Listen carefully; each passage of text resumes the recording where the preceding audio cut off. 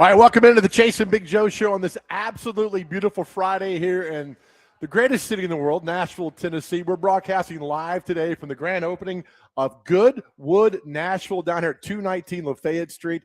We'll talk to the owner coming up at 12:15. This place is massive. It's wonderful, and it's very cool. If you're a construction or DIYer, this DIY. is DIYer, right? Yeah, DIY. DIY. This is where you need to come. Goodwood Nashville. We'll talk about it all throughout the show today. The website is goodwoodnashville.com. It's very cool. There's a lot of people here today having a good time. Chase McCabe is off, and the good doctor himself, Dr. Crane, is in studio as well on location with me today, man. Exactly. What's happening? Oh, I'm excited. This place is like hog heaven for me. You were so excited last night. Seeing the elm, the dark walnut, the pine. I mean, every type of wood you could imagine being here. They even have a Brazilian type of wood, which is just crazy to me, which is awesome. So we should get Dr. Rick from the Progressive Ads because you've turned into your parents, right? I have. You're walking around here. It's like, hey, how about that maple elm over there, and having conversations with a 21-year-old guy, 47 or 85-year-old. Doesn't matter. Everybody's here today, right? Yeah. One is all is one. Yeah. So it's very cool. So we'll talk to Dave, the owner, coming up at 12:15. All right. All the rage has been about the Titans release schedule that came out last night. And if you are a Titans fan, look, the continuity about home, away, home. I've never seen that before like that with the league. If you get home, then you're away, you're home, away. Right. Very few back-to-back. But the schedule is manageable. We knew who they're going to play, but how it sets up is really good. The first two games at home, the Jets and the Eagles. Then you go the Giants. So we're going to break this down today from like 4 games at a time. Mm-hmm. The most important game, the only game, if you're the Titans, you should be talking about from now on, the Jets game. Bingo. And you hear me all the time. The most important game in your franchise is the next game. Mm-hmm. Not the last game of the year, not the game before the bye week. The next game is that Jets game. The NFL, Dr. Crane, knows drama, and they knew what they were doing. This is pure cinema. I mean, you have Jarvis Brownlee Jr., T'Vondre Sweat, former players of the Tennessee Titans. Now you have Robert Saleh on the other end, Jermaine Johnson, and even John Franklin Myers in this case was also a former Jet. Yeah. I had a different, stint in between those two teams, but this is a feud between former players and former coaches who's going to get the better of each other. And I think it's a beautiful thing to see in week 1. Well, it's good for the Titans because they can beat the Jets are terrible, but the Titans aren't much better. But you can start out 1-0 and move on from there. Then the Eagles come to town, probably sans A.J. Brown, but he won't be here. That's fine. Yeah. But if you could punch that Eagles team in the face, you're at home. They're going to bring a lot of people down here. I mean, so that's your second game. Here's the intriguing game. The third week is at the Giants. Mm-hmm. Here's where it behooves the Tennessee Titans. If I remember correctly, the Giants play Monday Night Football in L.A. Oh. Time they get back is Tuesday afternoon. So they've already lost 2 days of preparation. Sure. You got to give the guys time off a little bit. So maybe 3 days of prep as they get ready to take on the Titans. Their first road game is to play the Giants at MetLife Stadium. And if you start out 2-0 and you could rally this football team around your offensive coordinator and say, we're going to go up there and win this game for him, who knows, man? Yeah, and there's, more storylines of that Giants staff. It's Denard Wilson, former Titans defensive coordinator, is on staff with the Giants. So there are former Titans employees involved with the Giants as well. So it just feels like a lot of former Titans staffers are just littered across the NFL right now. Right. And again, those were not a part of good Titans teams, so it doesn't really matter per se. But those are the ties when you talk about this team locally going other places. All right, what's your take on the last scheduled home game? And I think it's a kind of slap in the face, but not intentional towards the Titans. I hesitate to answer this because – no, you'll answer it. I know. I'm going to answer it regardless. It's just you look at the history between the Steelers and the Titans, and obviously the terrible towel game, that definitely doesn't sit well. But it just doesn't give me that pop that this is the end of the year, the end of an era in the old Nissan Stadium. That's how you're going to end it, is with the Steelers. I get it with one of the more most historic franchises in the NFL, but have it be a division game. I want it to be a division game to end out the season. Well, they have it the next week. Oh, yeah, that's right. I forgot. They go to Houston the next week, and that's fine. I thought they should have ended it at home, but just as a favor. But you're bringing Steelers here, and there's going to be 75% Steeler fans. And I know it happens inside the state. Nobody feels sorry for the Titans. I get all that. Right. They earned this because they're 3-14. They've won 12 games in 3 years. Nobody cares. But I get all that. But think about it though, like with the inconsistency of home away for the Titans schedule, it might be a good thing if the Titans end up becoming a team that's teetering a wild card spot potentially. I still have them winning 9 games at their ceiling.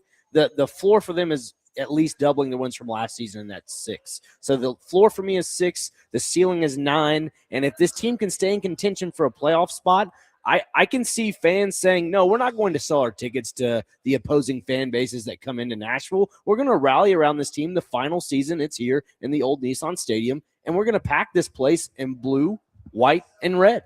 Well, if they are 3-12, 3-11 going in those last 3 or 4 games, nobody. I mean, because you got home game, you got the Colts in the 20, you got the Steelers in the 3rd, and that's it. I mean, we got the Commanders on December 6th. You got the Colts in the 20th, the Steelers in the 3rd, and that's it.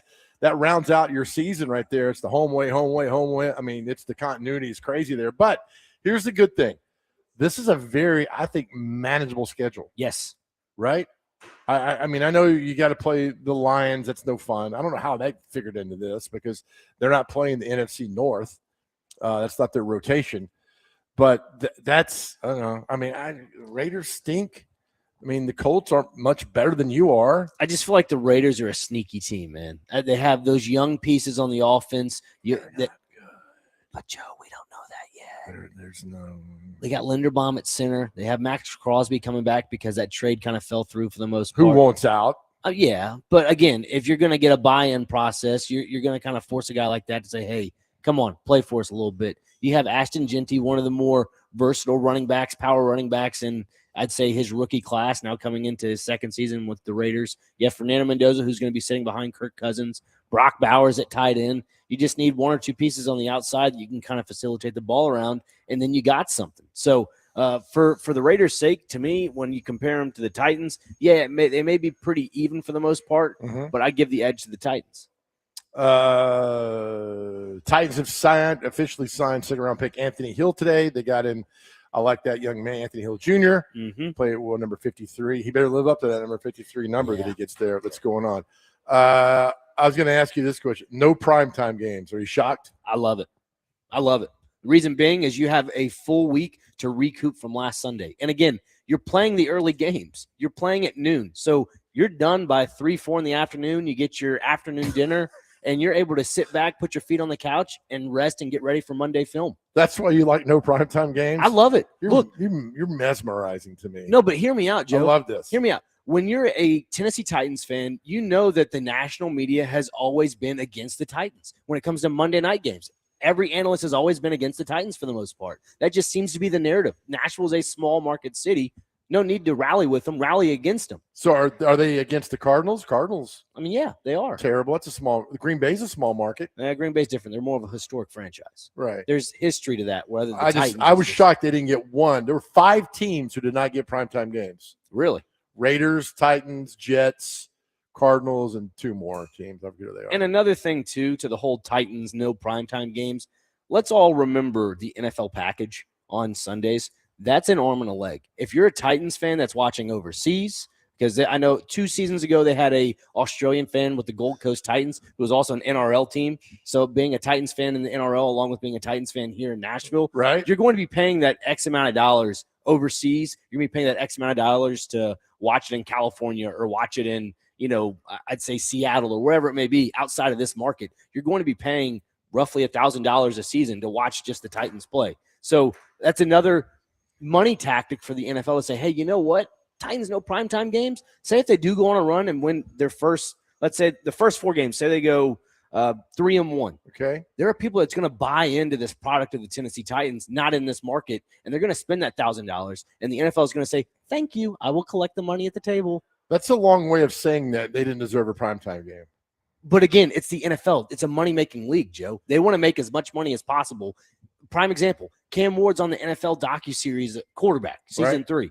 That's going to draw people into wanting to watch the Tennessee Titans. So what is that going to lead to? People buying the contracts of Sunday NFL ticket to watch it at their house. You've got me thoroughly confused. What are which you is fine. talking about? That's Which is fine. perfect. Which is fine. There's I nothing just to be react confused about about. you're not getting a primetime game. I'm fine with it. I have Did no they deserve one? probably. They at least deserve one, but I could care less. You go out there and Couldn't care less. couldn't care less. You know why? Why? You need to go out and win football games before you can be in prime time. Yeah, I That's get the that. only reason. Right. Cam Ward now will be 2 years in a row. As of right now, the number one pick, 0 primetime games. Okay, 0. prove him wrong. I get you, man. The guy has always had the chips against him. He's had the cards played against him. Go out there and prove him wrong. Okay. All right. I'm an optimistic guy, and I'm always the underdog story type of guy. Go out and prove them wrong. That's what everybody in America loves. They love that underdog story. Right. I get it. I thought they might get one, but when 4 others don't get it besides them, you kind of figure out, like, all right, I get it now. There are no primetime games. We're live today at Goodwood, Nashville. For the grand opening, the website goodwoodnashville.com. You got to check this place out. We'll talk to Dave, the owner, just a moment. Chase McCabe is off today on assignment. I don't know what he's doing. It's exciting. Assignment. All right, our question of the day. You guys have been fantastic with the responses. Need to do it again today. 615-737-1025. Call or text. We want to know because Memorial Day is coming up. You're going to be on the road, having a good time. Where did you get your first speeding ticket? Where did you receive your first speeding ticket? How fast were you going when you got your speeding ticket, and the collateral effect of all that? We all got great stories about your first speeding ticket, except for Dr. Crane. I've never got a speeding ticket. How have you never gotten a speeding ticket? I'm a good driver. 10-2. Just put your hands on the wheel. 10-2. How have you talked your way out of one? So I have been pulled over 3 times, and funny enough, my grandmother, my nanny, Nani, she's been in the car all 3 times, but they have not been for speeding or any traffic violations. It's just I had my fog lights on instead of my actual headlights. So at the time, I was driving an 04 Jeep Grand Cherokee, and it had some messed up electrical work. Sure. So I always had to put it on auto instead of all the way up on the brights. So you got pulled over for that? Yeah, 3 times. That's it. 3 times. They put same cop? No, not the same cop. The second time I was a little worried, like I actually did something wrong, because they came up with a second cop. They came up with a second patrol car. I'm like, they should have. I promise you, I have no, illegal drugs in this car or whatever it may be. I was a little worried. I was like, what did I do wrong? We're coming back from dinner. And I was like, did you do something wrong? I was like, I don't think so. And the guy comes, license registration. I'm like, yes, sir. I was like, what did I do by chance? He goes, your fog lights. Like, I'm sorry. It's an electrical thing. He goes, don't worry about it. So that was it. Yeah. That's crazy. All 3 times. Brando, have you ever gotten a speeding ticket? I have not. I have not gotten a speeding ticket. What the heck's going on here with you two?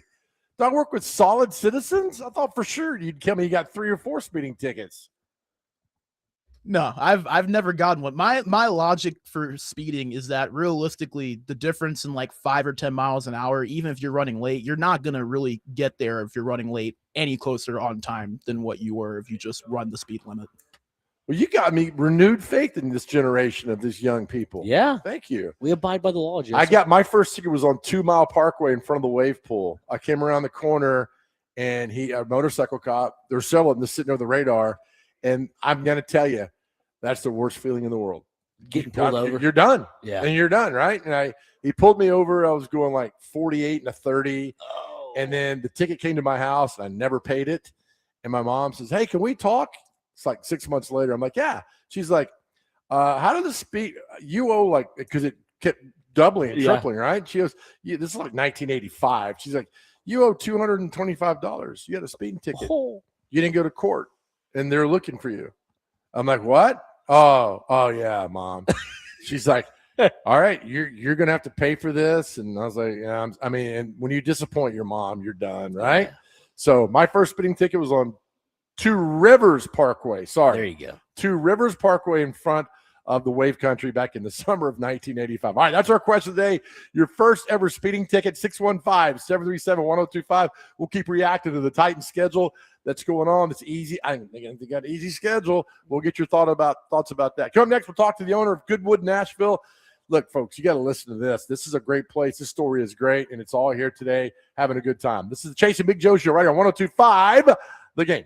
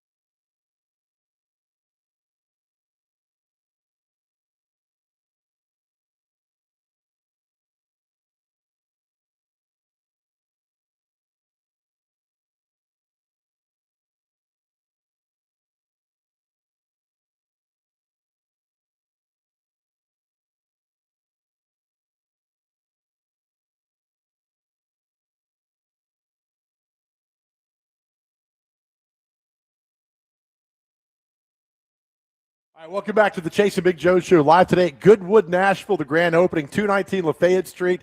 This place is incredible. As we always do, we're on remotes. We like to bring on the owner of this amazing property. Dave Punkashar is with us today. Dave, how are you, buddy? Joe, I'm doing great. What a fun day. Thanks for being here. Yeah, last night was fantastic. Huge turnout for this. This has got to be fun, man. This is just culmination of 2 years working and really 14 years of business kind of leading to something this big for us. And it's just, I'm just smiling from ear to ear. So Goodwood, Nashville is located on Dickerson Pike, and you moved to the 219 Lafayette. Why?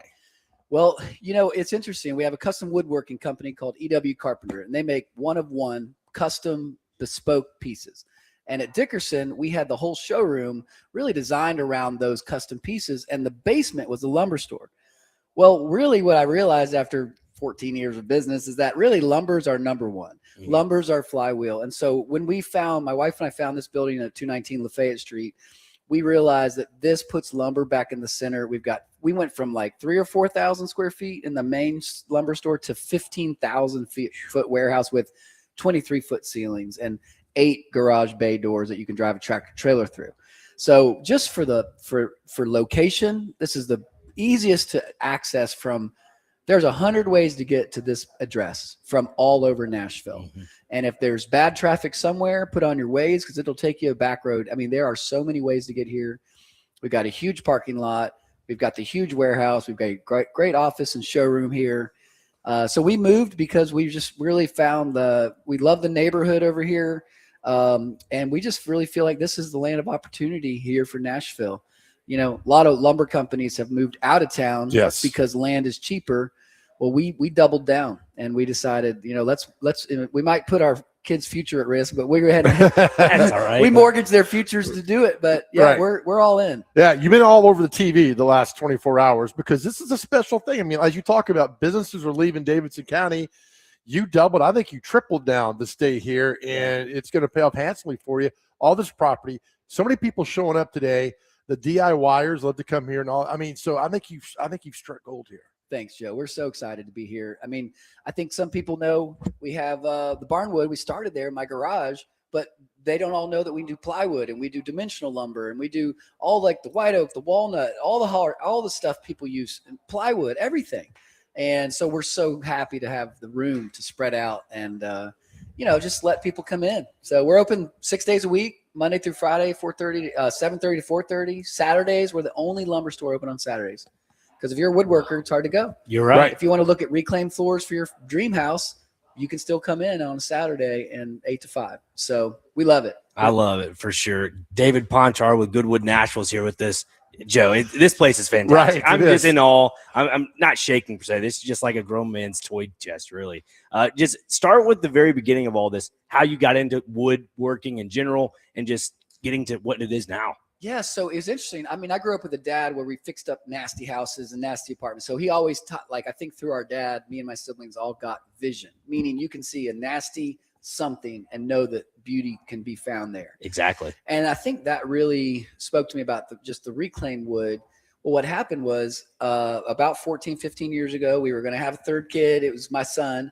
And we needed a bigger house. So I bought an old house in East Nashville, which now would be about 120 years old. Mm-hmm. And it had these unique floors. They were old growth poplar. Well, you can't find that at the big box stores. Mm-mm. And you can't find that anywhere. And it got me into this world where I was like, wow, I think I need to find wood that was cut 100 years ago or a tree that's so big it should have been cut 100 years ago. Right. And that exposed me to the world of old wood. I love the beauty of it. I took some woodworking in college. Tennessee Tech had a great program at Appalachian Center for Crafts. And of course, when we grew up, I mean, you're in Nashville. We still did wood shop in 7th and 8th grade. Sure did. And so, you know, we still did that stuff. And so I always loved it. And when I wore a suit and tie, I was a drug rep. And so I started selling wood out of the garage on Craigslist. And then I got a warehouse and I'd show up at lunch on my lunch break and I'd take my suit off. I'd put on my dirty clothes, throw wood in somebody's pickup truck and put my shower at the warehouse, put my suit back on, go back out to work. And so, man, that's how I just hustled. And my buddy told me, keep your day job as long as you can. And long story short, I was in it for the floors, love the old wood. And then people started asking us to build furniture. And of course, I just say yes and then figure it out later. Yeah. Called my friends who were master craftsmen. So they helped me. And man, we've been really fortunate. So we went from a warehouse to a garage to a warehouse in Inglewood, a couple warehouses of storage, and then moved to Dickerson Pike, which was great. It's a great location. And then we found this thing, and really just Nashville's just such a great environment for A, growth. Yep. And B, people appreciate what we do. Cause I mean, I don't really sell 2x4s like the studs you need to frame a house. Sure. One day we might. We've got the land to grow in that, and kind of builders packs is what we call it, lumber packages. But Nashville appreciates beauty and like good architecture. And we work with a lot of architects, designers, building out these beautiful restaurants or homes. And we put 200-year-old beams in homes. That's fantastic. And you can't fake that stuff. No. You can't, you can't just buy something new and chop it up, make it like, you can try. Yeah, I mean, you could sand it down, do whatever you want with it, stain it a few times, but it's not going to be the same. Yeah. You know, I'm it doesn't tell- have that rich history involved. I'm With telling you, Dave, we're going to lose Dr. Crane to you. I mean, I'm not, he loves this. It's just awesome. He loves My this. parents are the same way. Like, you don't have all the money in the world to choose from, but you go out to a local department store and say, hey, let's go grab 3 2x4s and make them into a U shape to look like it's a faux beam. Yeah. So that's stuff right. like that. That's right. But Yep. you just have to be creative. But Yeah. this place is fantastic. It just getting into more of the wood. How many species do you have of wood here? Oh, that's a great question. I would say probably job. 20 species at least. I mean, Yeah. and you know what? We're really fortunate because Tennessee has great hardwoods. Like we're a forestry rich state. Most of what we have comes from about 100 miles. I mean, Wow. we got a little bit of tropical stuff coming from overseas because it's different. Yeah. It's a unique wood, but most of everything is, I mean, Tennessee's got great oak, white oak, red oak, walnut. And then, we do this root to table program where we help people turn trees into furniture. Oh, wow. And so we get people's trees. We have a sawmill, and we'll get the wood, we'll cut it, we'll dry it. We've got a kiln that cooks the wood. And then again, EW Carpenter, the wood shop, can make these beautiful heirloom pieces. And so that's what I love is Yeah. like when not everything we do is reclaimed, and not every tree we know where it's from or it's connected. But when we do know the story, did I show you the joists that came from the old spaghetti factory, the old piece? You did. It's over there. Yes. They are old spaghetti factory on downtown, one of the buildings that got bombed. Yeah. We've got these joists that held up the building. They had to take them out for construction. Builders called me. We saved them from going to the dump because that's literally where they would go. Right. And they are like 25 feet long by like Holy 3 cow. inches by like 15 inches wide. Like Wow. you can't buy boards. Nobody has boards like that anymore. So, just So the if I history. wanted to buy that, Yeah. just come see you. You walk in 6 days a week. You can just bring a long trailer. Yeah. So what we do is people's Alpha asked if they need an appointment. They don't need an appointment to come in. They can come in anytime. A lot of our lumber is 101 though. If it sells, like if you hesitate and you come back the next week, it might be gone. Yep. Right. A lot of our reclaimed lumber, I should say, and slabs, live edge slabs. But yeah, you can just come. People can buy. We don't install anymore, so you can use your builder to install like beams or floors or whatever.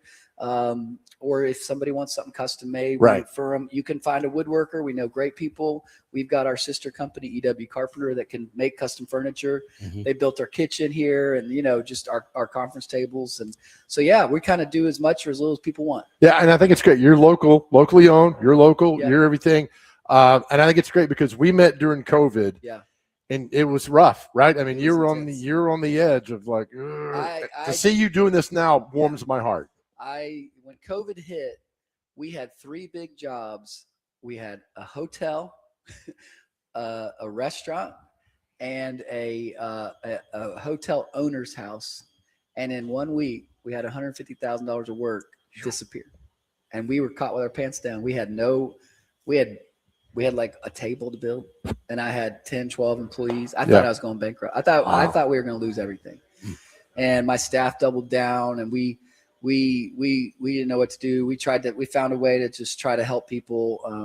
Ironically, once you get your head off yourself, your head out of your butt and stop looking at yourself, worrying about yourself and thinking about others, it's like, that's the healthy spot to be.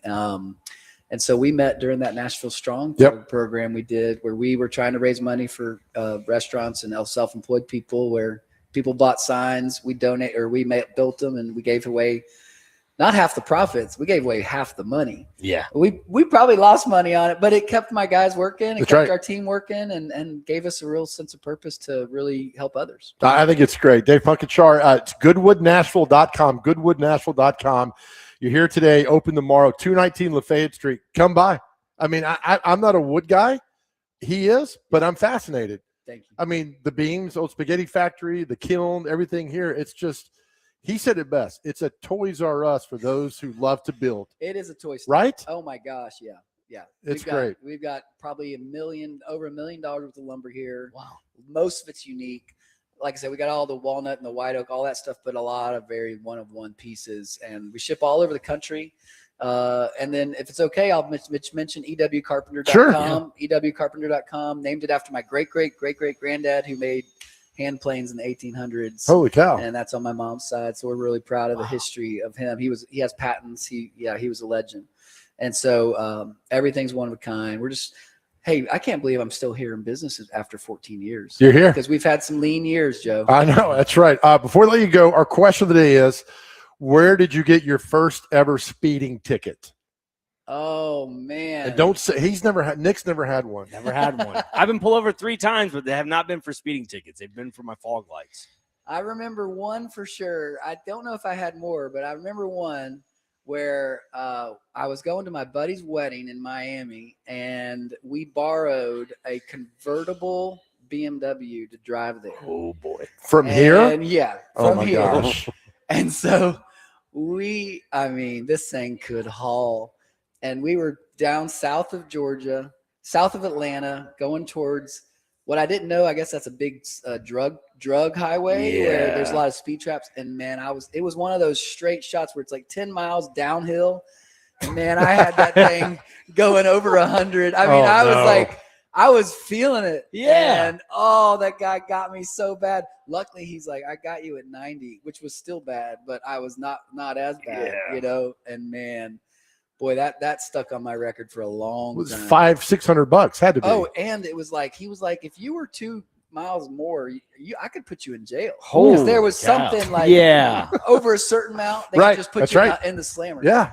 And I was like, oh my gosh. I just wanted to test out the engine. Come on now. It was a Beamer, man. Yeah, Come on. you Low got the to. ground. Oh gosh. And it was like a stick shift, man. It felt so good. Now you weren't wearing a Don Johnson suit at all, No, right? no, Okay, all right, I good. Just want to wish make I sure. was. I wish I was. The funny thing was, it was a month ago. Dave did that. No, I'm kidding. Dave, we love you, man. We're proud of this. I love success stories. We did one earlier this week at Nash Dogs.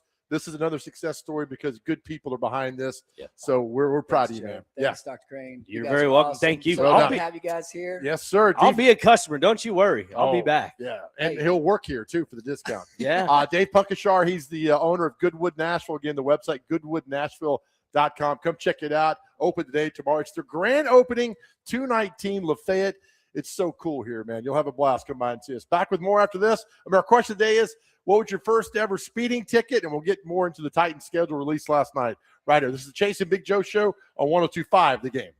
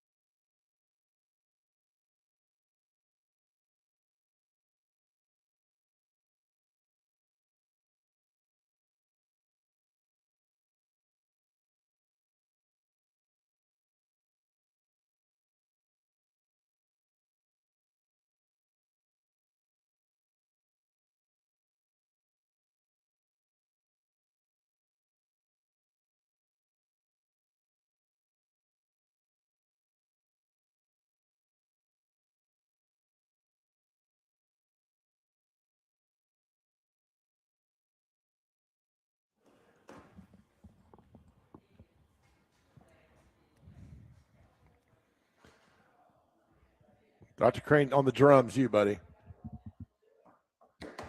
All right, welcome back to the Chasing Big Joe Show live at Goodwood, Nashville on 219 Lafayette Street. What a great testimonial Dave Punkashar, the owner, just had for us. I love these stories, local stories. And if you listen, we're going to throw this out there. If you'll be part of this, just email us, get with us. We'll come out and promote your business. We'll have a blast with you. And got a packed house here today at Goodwood, people stopping by. So we're Nashville first, man. We're Middle Tennessee first, but it's great today. Yeah, I mean, I was talking to David after the segment there, and just I love the rich history involved with his family, along with just Nashville in general. Like he was just talking about the beams from the spaghetti factory. Right.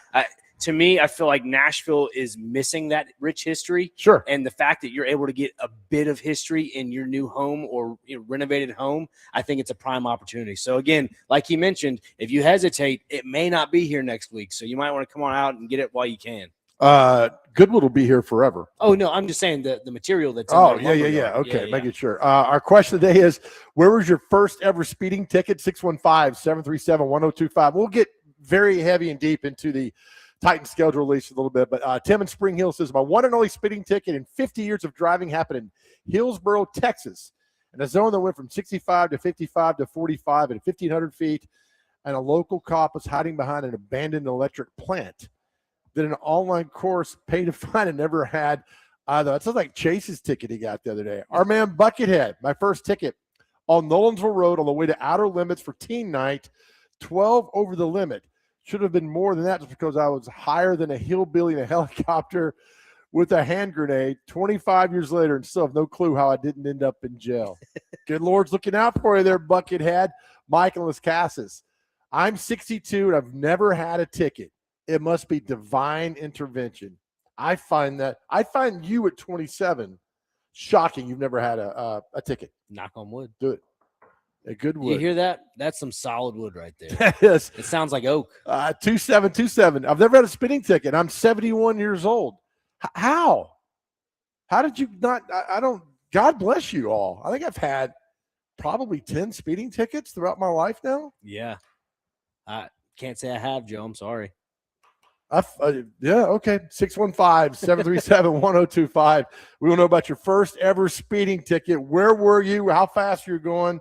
And even if you didn't get one, I'm fascinated by those who didn't get one as well with a ticket. All right, so the big thing was the Titan schedule released last night. First game with the Jets, we knew. Second game with the Eagles, we knew. And then they hit the road with the Giants going on. The last game of the year of the regular season is at Houston. And I think Titans deserve saying goodbye to Nissan.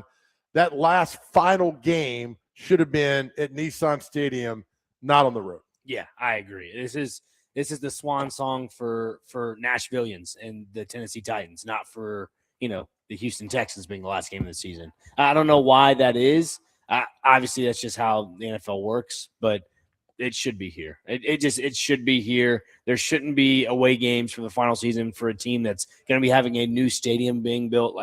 It just blows my mind.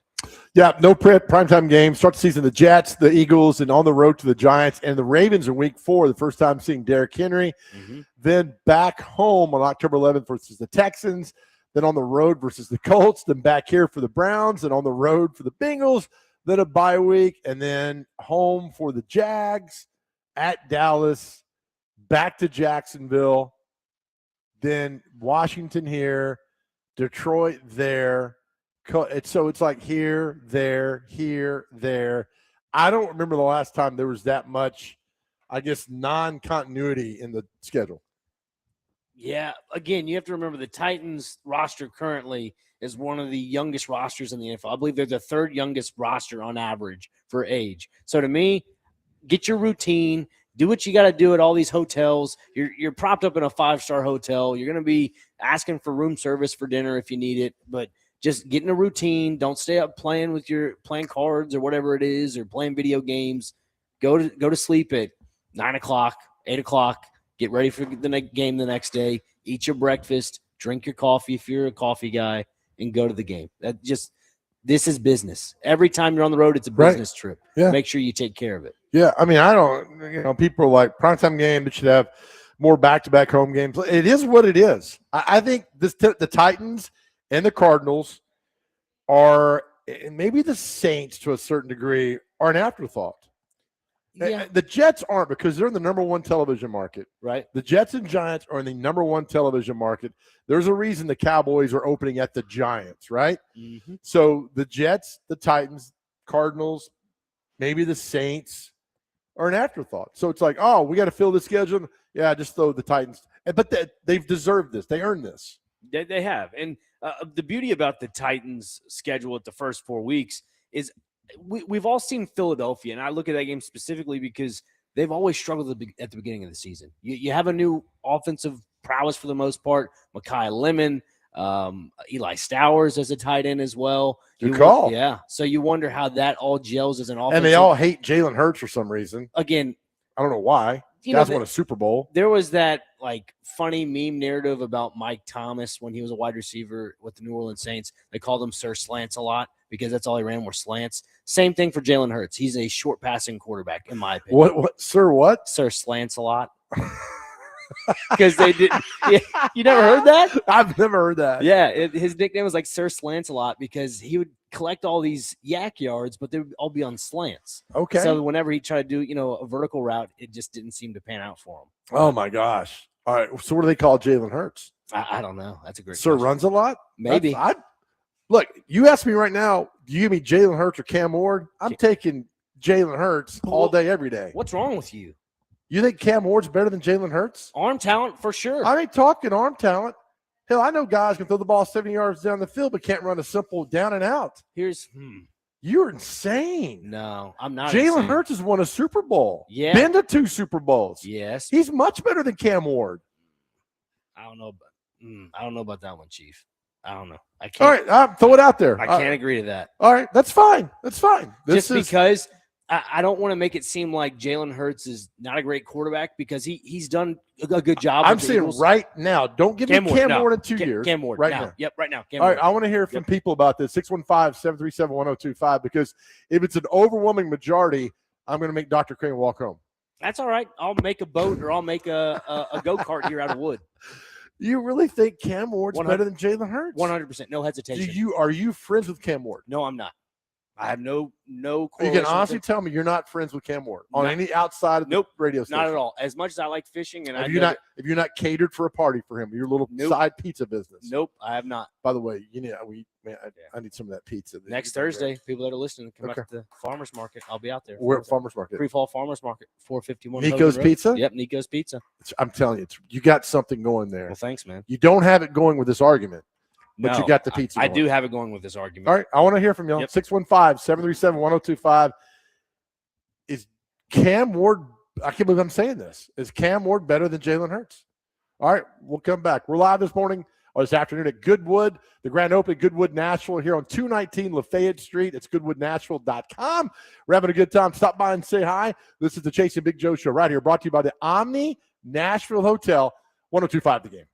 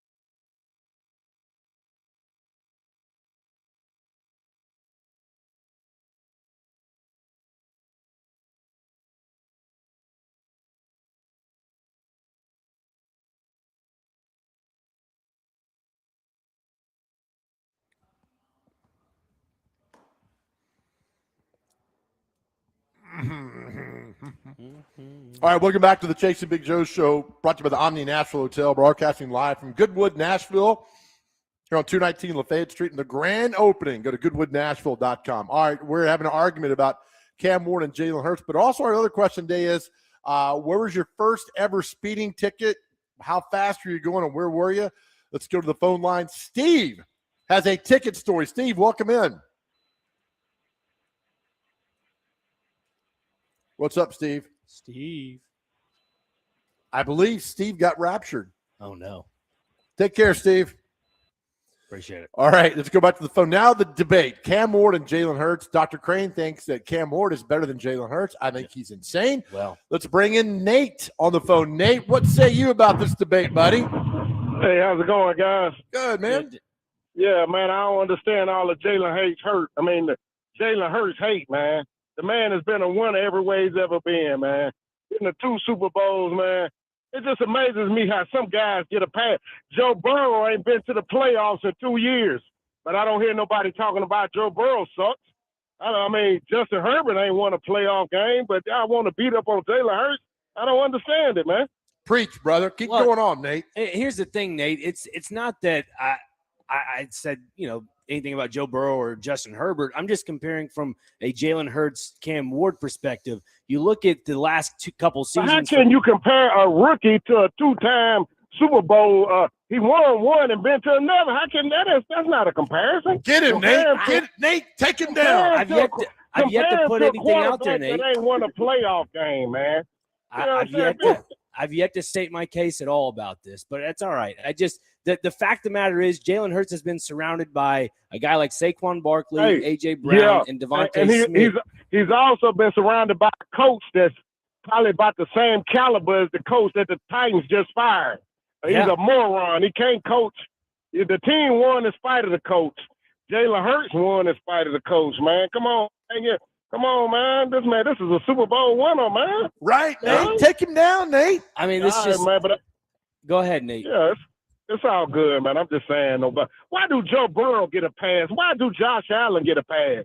I don't National understand. media gives them a pass. I would not give them a pass. I mean, Joe Burrow has done nothing since that one year they went to the Super Bowl. To be fair, he hasn't been healthy. Same thing for Justin Herbert in the roundabout way. Justin Herbert, he's had the finger issue. He's had a few injuries here and there, and they haven't surrounded him with quality players to, go to the playoffs. Like the thing for Cam Ward, the reason why I say that he is a better quarterback right now in comparison to Jalen Hurts is you go back and you look, you go back and you look at Cam Ward's rookie stats last season, 3,169 yards. You go back and look at Jalen Hurts' rookie season, 3,144 yards. To me, there is a ceiling that you can go and say, you know what, Cam Ward's on the same trajectory as Jalen Hurts. Hang on. And you go and you look at the NFL right now, you always want to get the younger prospect and you want to make sure that they can kind of flourish in that trajectory. The Titans have brought in all these wide receivers this past offseason and just versatile players to where Cam Ward can flourish and be that Jalen Hurts this season. Get him, so that's why I think now Cam Ward's in a better situation. No. That wasn't the question.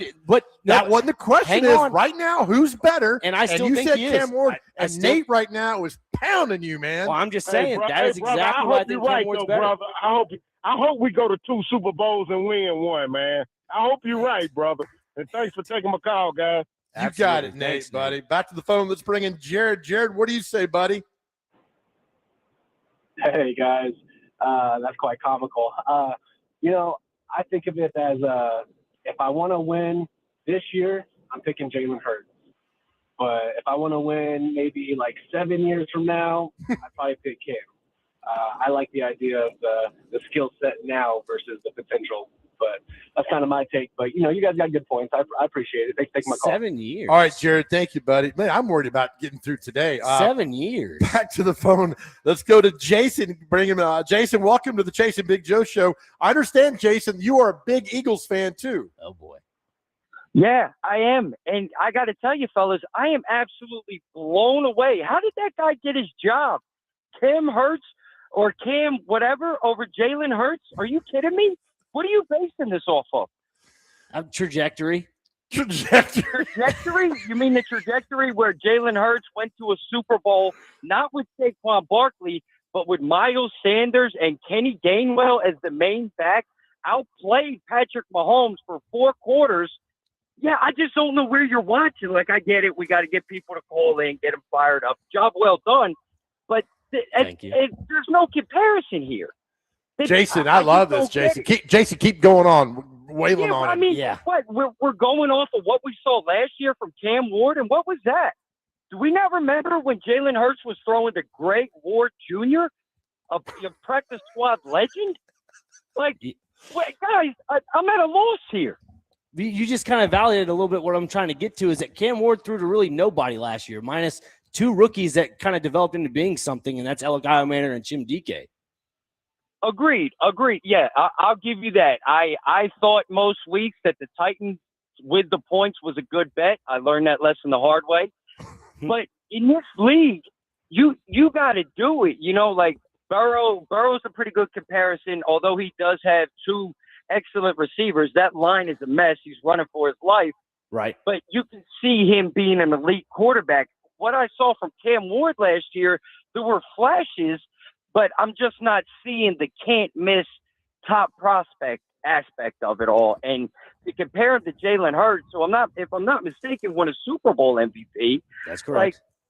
Yeah, I don't get it, guys. Like, and I agree with the last caller. The hate that Jalen Hurts receives is blasphemy, quite frankly. Yeah, I agree. Don't get me wrong. I agree 100%, Jared. It's just looking at the 2021 stats from Jalen Hurts is extremely, like, to almost the nth degree similar to Cam Ward's stats last year. To me, that's why I think, again, Joe's going to hate me for this, for the quarterback that is one I would choose right now is Cam Ward because of that upside, because I think he is a better quarterback right now for that purpose. Oh, my gosh. Yeah, well, nobody's perfect, I guess, but hopefully this is here's gonna the be one thing, of those though, Jared. things that we look back on. Jason. I'm sorry, Jason. Age Sorry. well. Here's the thing, though. When you look at the Eagles this year and say they do move off of A.J. Brown after that post-June 1st trade option, Yep. What are they going to look like? Because they're still going to have to adjust, like I mentioned last segment, with the Mekhi Lemon and Eli Stowers in that offense. Agreed. Yeah, I think the Eagles revert back to what it used to be, kind of, a solid defense. You still got Saquon, get a couple more seasons out of him, and it's going to be a lot of dink and dunk. And let's not forget, Devontae Smith is one of the better receivers in this league. Hopefully he's ready to be a true number 1. All right, Jason, Thank you, man. All right, we're going to continue this debate. We got more calls into the next hour. Thanks, Jason. Brian, don't go anywhere, and a few others don't go anywhere. 615-737-1025. I'm loving it. You guys are slamming Dr. Crane today because he says that Cam Ward is better than Jalen Hurts. And I'm taking rabbit shots back, which is fine. That's fine. It's round 3. I'm still here. But don't say, well, in a couple years he'll be. No, that's not what I'm saying right now. I am. Now. I'm saying right now. Look at the. No, we'll continue this. Okay, I'm just saying. We're live at Goodwood, Nashville, the grand opening, 219 Lafayette Street, goodwoodnashville.com. Place you need to come if you are a DIYer and love construction and all the cool things. This is your locally owned lumber store, and it is awesome. Back with hour number 2, Chase and Big Joe Show, brought to you by the Omni Nashville Hotel, right here on 102.5 The Game.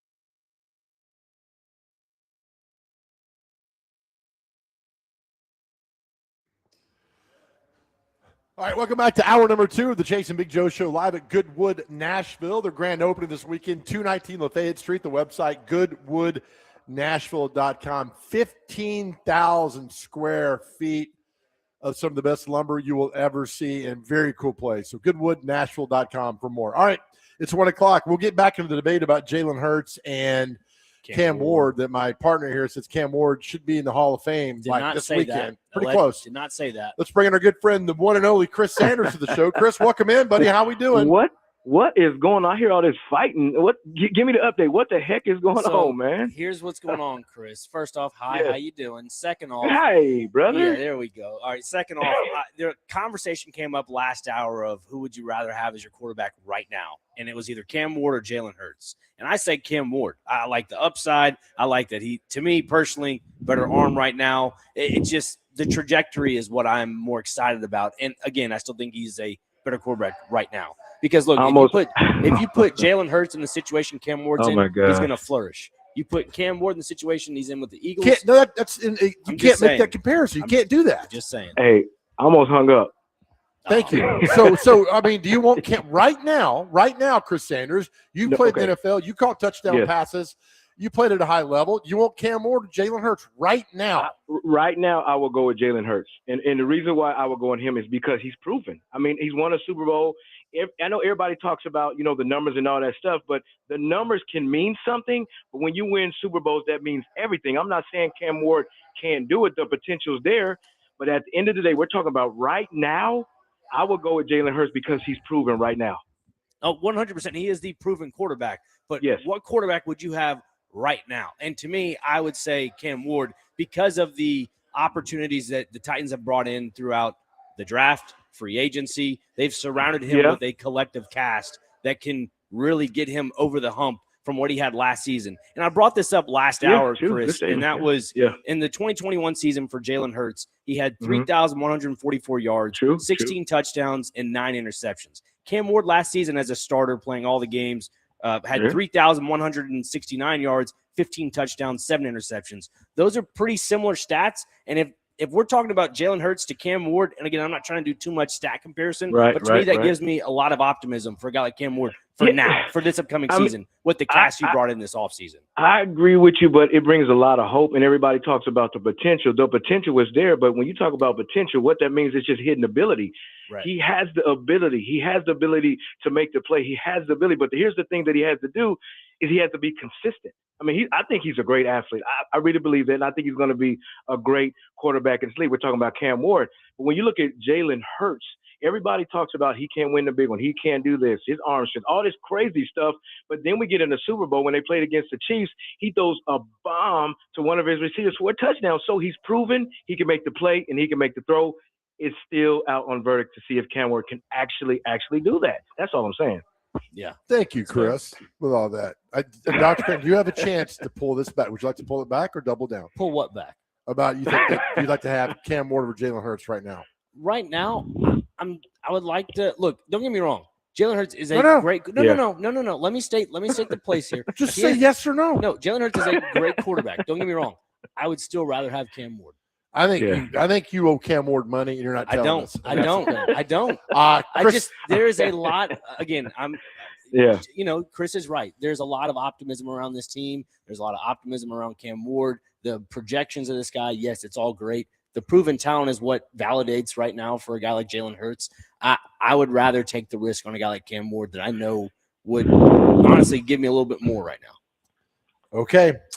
Chris Sanders with us. Chris, Titans, the schedule came out. They have 2 opening games at home. Yes. How beneficial is opening with a new regime and everything, having 2 home games right out of the gate? Big Joe, I think it's huge because the thing about it is you look at the Tennessee Titans last year, they started out really, really slow. And I just think that if you have these 2 games, you got the Jets and you got, the Philadelphia Eagles, it gets that bad taste out of your mouth of what happened last year. So you have to start fast because now after you play them, you got the New York Giants, then you have the Ravens who are looking pretty good. Then you have the Texans. So the Titans have to start fast, especially when you have 2 home games. I was telling Dr. Crane this earlier, I'm a big the most important game is the next game. I don't care about the preseason game. Absolutely. Should they already start kind of preparing for the Jets? I would. I mean, you will. I mean, they're going to start doing that, but you still have a lot of guys that haven't played together. You got to put together the piece. I mean, you got Calvin Ridley, you got Tate, you got Robinson, you got guys that haven't played together. So in the preseason, you have to mesh together with your quarterback and all have the same eyes. But you are looking forward to, okay, what are they doing on defense? What are they doing on offense? They got a new coaching staff, some different coaches from on the Jets, and then you got new players. So they're doing the exact same thing. So I think the Tennessee Titans need to figure out what they need to do with their players here first, and then just kind of keep their eye on the Jets as we going on during the beginning of the season. Chris Centers is on line with us here. Titans forever Titans wide receiver, excuse me. Chris, when it comes to the schedule, Joe and I have kind of gone back and forth of like the inconsistency of consistency. And that's, home game, away game, home game, home game, away game. It's to crazy. me, I like that. I don't know. You have obviously played in the NFL. You know what that's like to go through the ups and downs, the ebbs and flows of this league. But to me, I feel like it's a good situation, not having any primetime games. They're able to go from week to week. After a noon kickoff, you're able to get your dinner, recoup, and start looking for Monday film. And the one thing I like too is you have 2 home games, 2 away games. You have a home game, then away game. I mean, I kind of like that scenario. But you look at the times; they got 12 o'clock, 12 o'clock, 12 o'clock. You have a 3:05, December 27. So it's not a bad schedule. I mean, it's consistency, and your body still feels the norm of playing a schedule like that. So even though it's kind of weird a little bit, but I really think it's a good schedule. Chris Sanders is with us on the Chase and Big Joe show. Don't look at me like that, Dr. Craig.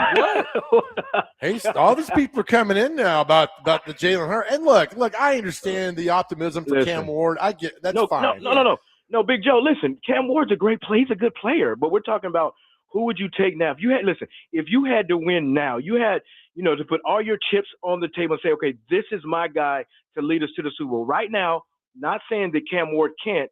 I just think that with Jalen Hurts that's proven that he's done it before and almost did it again, I would take him right now. But maybe later on down the road in 7 years.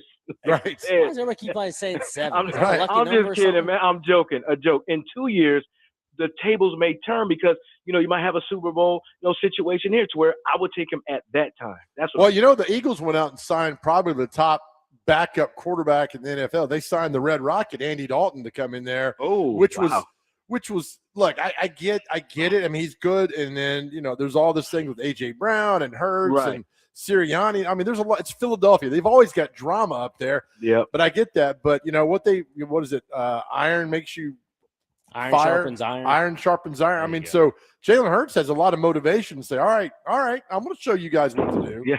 He does. And the thing about it, he's just got a quiet confidence about himself. I mean, he doesn't really talk a lot, but when he talks, he gets your attention. So, last year was a little disappointing. They didn't want to do what they needed to do.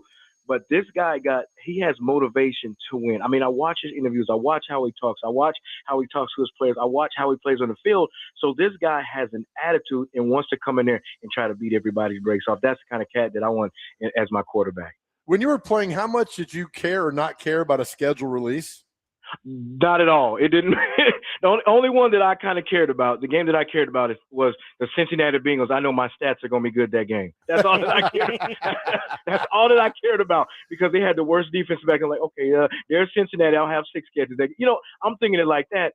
But at the end of the day, regardless if I like the schedule or I don't like the schedule, I have to go out and play this game. So I know it's exciting to where the schedule's coming out, but then you're like, okay, we still got to play the game.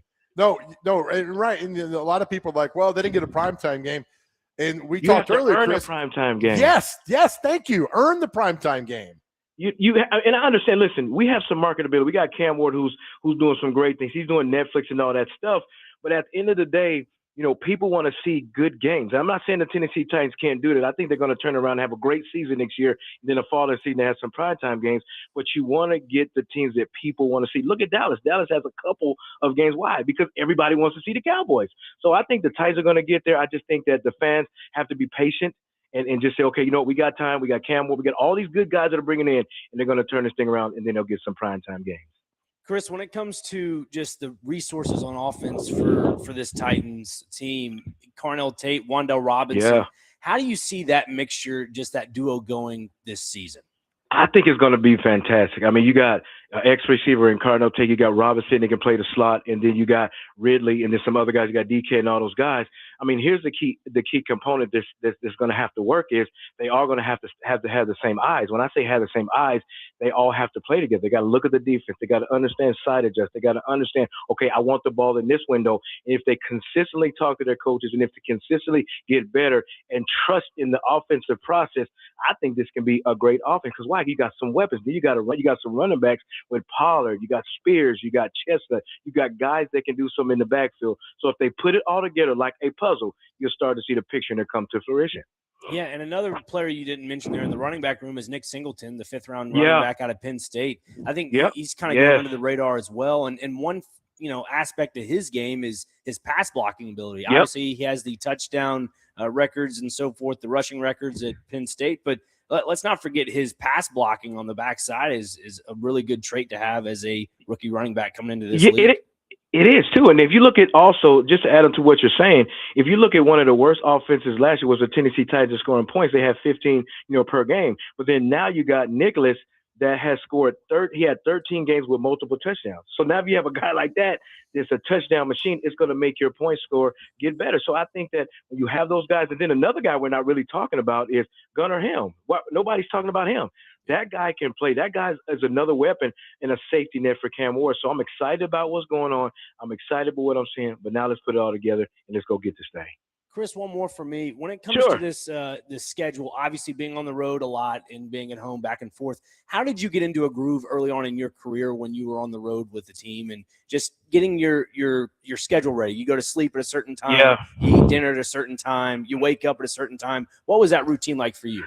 I just had – first of all, I had to take care of my body. During the week I would eat, bad. But then when I get close to the game, I had to make sure I take care of my body, make sure I hydrate, make sure, I'm going through my playbook. And then here's the deal. I know everybody takes this as nonchalant, but when I get on a plane and we're flying 2 hours away or 3 hours away, that's when I get my rest to kind of get away from football, get away from the playbook, get away from being coach, get away from all the mundane of being a wide receiver.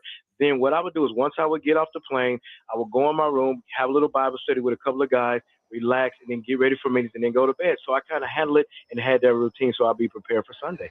Hey, and a couple more questions here. Carnell Tate, you were a receiver in the league for a long time.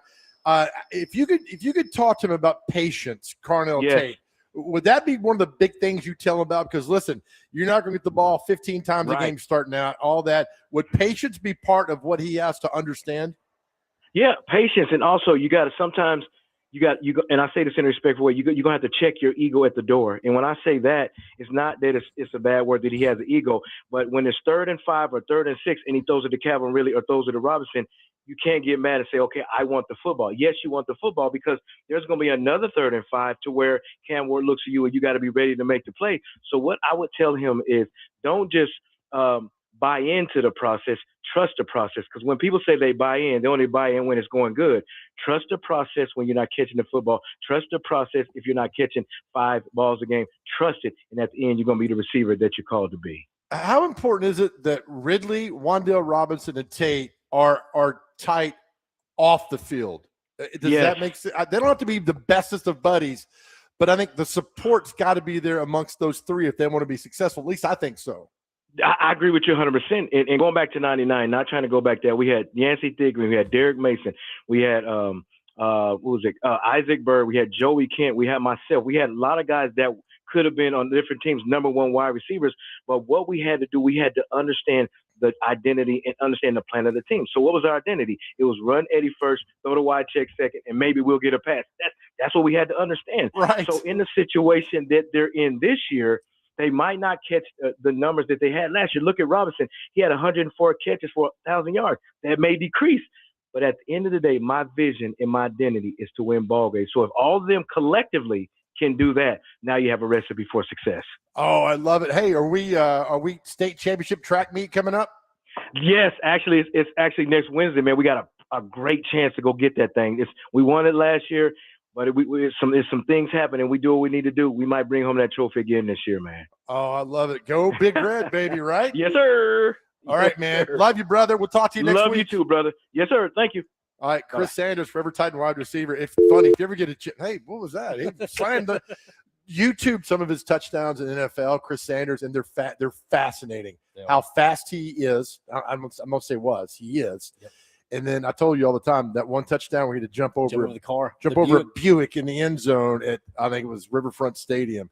Always fun. All right, we'll get back. We have two questions today. Our first question is, where was your first ever speeding ticket? Mhm. Where were you and how much did it cost? Let us know. And also, this debate's not dying anywhere. No. With That's okay. you can take it back if you want. No, look, I am a man of my word. I will stick by what I said. There's no reason to really retract my steps Okay. in this. All right. Because if you do that, I'm not saying you're a coward, but you got to stick with what you said. Okay. And All right. I'm good for that. Question of the day. I mean, not a question. Nick, Dr. Crane had said right now he would take Jalen Hurts over Cam Ward because of Opposite. I would rather take Cam Ward. Cam over Ward, Jalen Hurts. There you go. Yeah. because game 2, Jalen Hurts and the Eagles come to town to take on the Titans. So Dr. Crane says he would rather have Cam Ward right now, not last year down, right now, Cam Ward over Jalen. Is it okay that you're getting pretty slammed on the text line? Yeah, I have some people that are on my side as well on the text line. Your family doesn't count. No. There's a few. There's Jeremy in Clarksville. It's kind of with me as well. Okay. So All right. We'll take more. we'll get down the other side. Let us call in. We want to hear from you. 615-737-1025. We're live this afternoon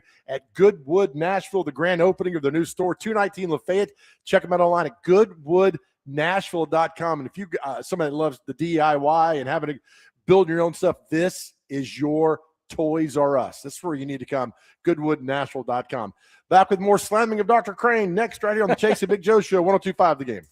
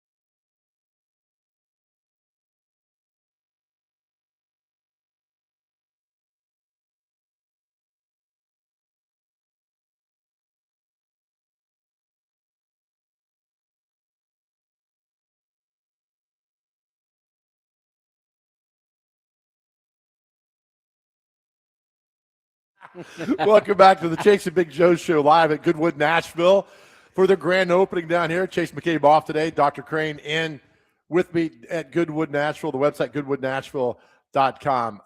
Real quick, and we'll get to you in 1 second for our question of the day. Sure. So this benefits the Titans in a really cool way. All right, their first game out of the gates, the Jets. Jets are terrible. Second game versus the Eagles.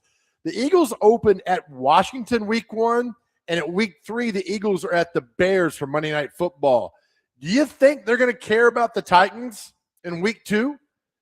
Right? You got the Commanders, and then you got the Bears. In the middle of this, you got a team that's won 6 games in 2 years. Yeah. This might help the Titans. They might be overlooked in week 2 when they take on the Eagles. Just a little something out And there. another reason why you go back to the very beginning of the show, and I mentioned there's going to be people that want to watch this Tennessee Titans team. I'm not saying that early on in the season, but that is another reason why they would probably buy a Sunday ticket or something and watch it from the house. What's the hell? What's the deal with you and Sunday ticket? Nobody's buying a Sunday ticket to watch the Titans. Well, I'm on the TV, the NFL Sunday get ticket that. package. The reason being is because nobody is going to go to the game, obviously, if they don't live in the state of Tennessee and or Nashville. And for the fact of the matter is, Titans don't have any primetime games. So if you're trying to watch the Tennessee Titans, the only way you can do it is probably through that little option. Okay. All right. Just saying. Our question today is, where did you get your first ever speeding ticket? Where were you? How much did it cost? And everything else that goes along with getting that speeding ticket. Our good man, Kenny the mailman, calling in. Kenny, good afternoon to you. How are we? Joe, I always love the stuff you get into. I know the stuff that you bring up, the stuff Chase brings up is going to be good stuff, right? Oh, no. I don't like where this is going. He's getting me on about the stuff remark. Uh-huh. No. Thank you. You didn't think people listen to you, do you? No, I don't. We hang on every word. Yes. 49 years of driving, no tickets. Get Now- out of here. Everybody that drives, if you're honest, you deserve a ticket every day, whether it's a rolling stop or through a yellow line. But I never tailgate, never weave, do the speed limit. But Joe, you could ask Babette if she was here. You've helped me get out of 2 tickets. Oh, no. You have? Oh, I've no. been pulled over twice. When the policeman walks to the car, I immediately start talking to them. How you doing? Hey, I'm sorry I caused you trouble. They both stopped and looked right at me and said, "Are you Kenny the mailman?" I go, "Yeah." And before you know it, they're saying, "Well, who do you think we ought to drive?" And my wife just looks at me and shakes her head. So listening to talk radio can actually help you get out of tickets if you're good about it. You are the Nashville legend, Kenny. True story. Now, Dr. Crane, Yes, sir. I honestly I don't think you're doing this to get people stirred up. I appreciate you standing by what you said. You actually believe what you said, right? Thank you. Yes, sir. Thank you very much. So I'm not going to bash you. I mean, there's people that think eating count chocula and drinking Tang is better than going to Kitchen Notes, okay? That's about what your article sounds like. Yeah. So, Well, that's all right. I mean, even Cam Ward's mama would not be on his side in this argument. But Wow. That's harsh. you have to admit, Dr. Crane, you're using the words potential and in the future, and I hope, and that's not the article. It's right now. So Yeah, and as of right now, as of Jay right now, done if I talk that way, as of right now, looking at the resources Cam Ward has on offense, it suits him a lot better than Jalen Hurts, which again I think might there you have go. some regression when it comes to the Eagles' offense this season. We've pulled him back to earth, Joe. He can quit drinking Tang. Y'all have a great Right. day. All right. Thank you, Kenny. Matthew in Nashville, and this is an argument I always get into. Jalen Hurts also is one of the best tackles in pro football history and had Jason Kelsey, who was a Hall of Fame center the first couple of years of his career. It's not Jalen Hurts' fault. No, he was I don't blame him. he was put in a really good situation. I get it. Look at modern day football right now. Obviously, Eagles are still a pretty decent situation, but the Titans, to me, on offense, are in a really good situation. But he won a Super Bowl. You're not. That wasn't the question, though, Trent, Joe. But I'm telling you, he won a Super Bowl as Yes. a quarterback. There's proven talent there. Only yes. one terrible quarterback won and that's Trent Dilfer, Yes, right? that's fair. Terrible because of defense. I get that. But Jalen's been to 2. Yeah. It's a very tough division he's been in. But I get it. It's like the Joe Montana, Jerry Rice. Well, Joe Montana had Jerry Rice. And not Joe Montana's fault. Right.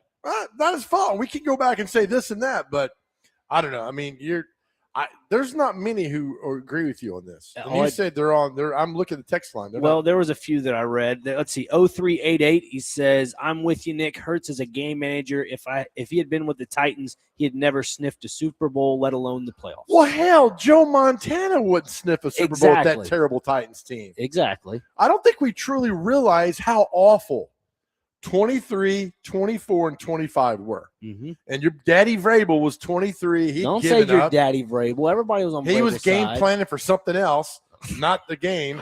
Callahan was awful. I told you from day one, Callahan was terrible. Then 25, he was terrible, and all that's gone. Now you got a coach in here who doesn't care about your feelings. Beautiful. He doesn't care about your emotions. Robert Saleh doesn't care. He just wants you to, when you hit the field, to play your ass off. That's it. That's all he wants. Yeah, and that's what the Titans need right now. They just need production. They don't need, like you like to refer to, pool noodles on the sideline or playing tag or tug of war. You don't need none of that. And y'all hopped in on that. No, I did not. I was on your side when I that said, happened. y'all, you were on my side. Easy now when you say y'all. Other Joe. people were like, "That's not a bad idea." I was like, "That's the worst idea I've." And when Jeff Fisher doubled down on that a few weeks ago, it was Yeah, like, the what the hell was he doing? I was like, "That what's wrong with football?" Yep. Give me Vince Lombardi and Ditka and those guys who basically hated you and wanted you to play, but loved you at the same time. Here's the thing with modern day football right now, Joe, and I know you could probably agree with me on this. It's that the Brian Callahan method that he chose to like do these, games along inside like training camp and stuff. Again, I only played high school football, but I was a part of like that. We didn't win that many games. And I'm not talking about when Rector was there. That was different. That was a different type of system. But when my freshman year through my junior year, we had a little bit of like tug of war actions and going around doing this like circus type practice to build that camaraderie, that chemistry with the team. I didn't like that. I don't think it really would have worked that well. And we saw it with the Tennessee Titans. It didn't work. So you have to go back and go to that militaristic, direct mentality of a coach, right, to where you can say, hey, we're going out there, we're sticking our hands in the mud, and we're going goal line to goal line. It's the best thing to do. All right, we'll take a break. We'll come back, continue more about this, about the schedule. The question of the day is, what was your first ever speeding ticket? We got some great responses. You guys are always awesome with your answers, and continue this. If you want to slam Dr. Crane about putting Cam Ward in the Pro Football Hall of Fame this weekend, call and let us know. 615-737-1025. Call or text. We're live this afternoon at Goodwood, Nashville. It's their grand opening on 219 Lafayette Street. Yep. This is a fantastic Nashville locally owned story that's been great.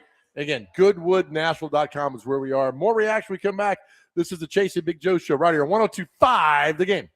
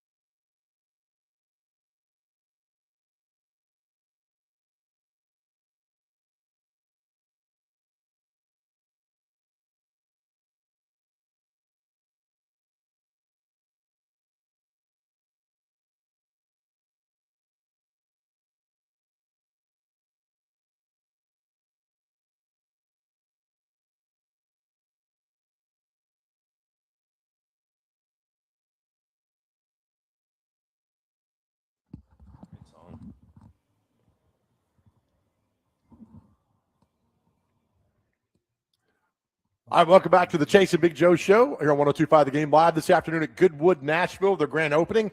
219 Lafayette, goodwoodnashville.com. I mean, you got to check this place out if you're in the world of DIY and want to build things and put things together.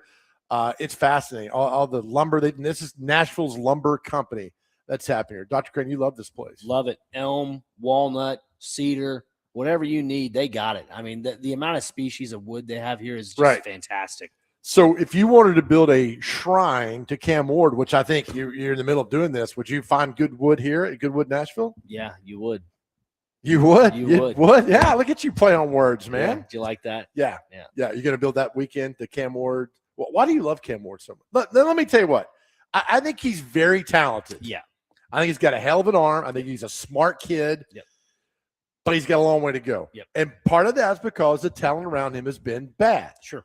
Now you're slowly building things around him. Like when Peyton hit the league in 98, he had some really bad. He already had Marvin Harrison was there, but they built a line around him. They got Dallas Clark. They got Reggie Wayne. They built some things around him to get him going. Titans need to do that. But what do you see on Cam Ward that says, all right, he's Jalen Hurts. He's better than Jalen Hurts? I'd rather pick Cam Ward over Jalen Hurts because of the offensive coordinator situation right now. No, you can't do that. It plays a factor into all Does not. this. We're talking about talent. Yeah, he's got talent. And when you have talent, you learn through osmosis and direction through coaches and players. Brian Dable's not making – hell, I'm not sure Brian Dable can run a 5-yard dash. Doesn't matter. It's the brain that helps the young quarterback develop. But you got to execute. Okay. I got to see that in a game situation. I've seen Jalen Hurts in a game situation. Yeah. And he's got a great offensive line.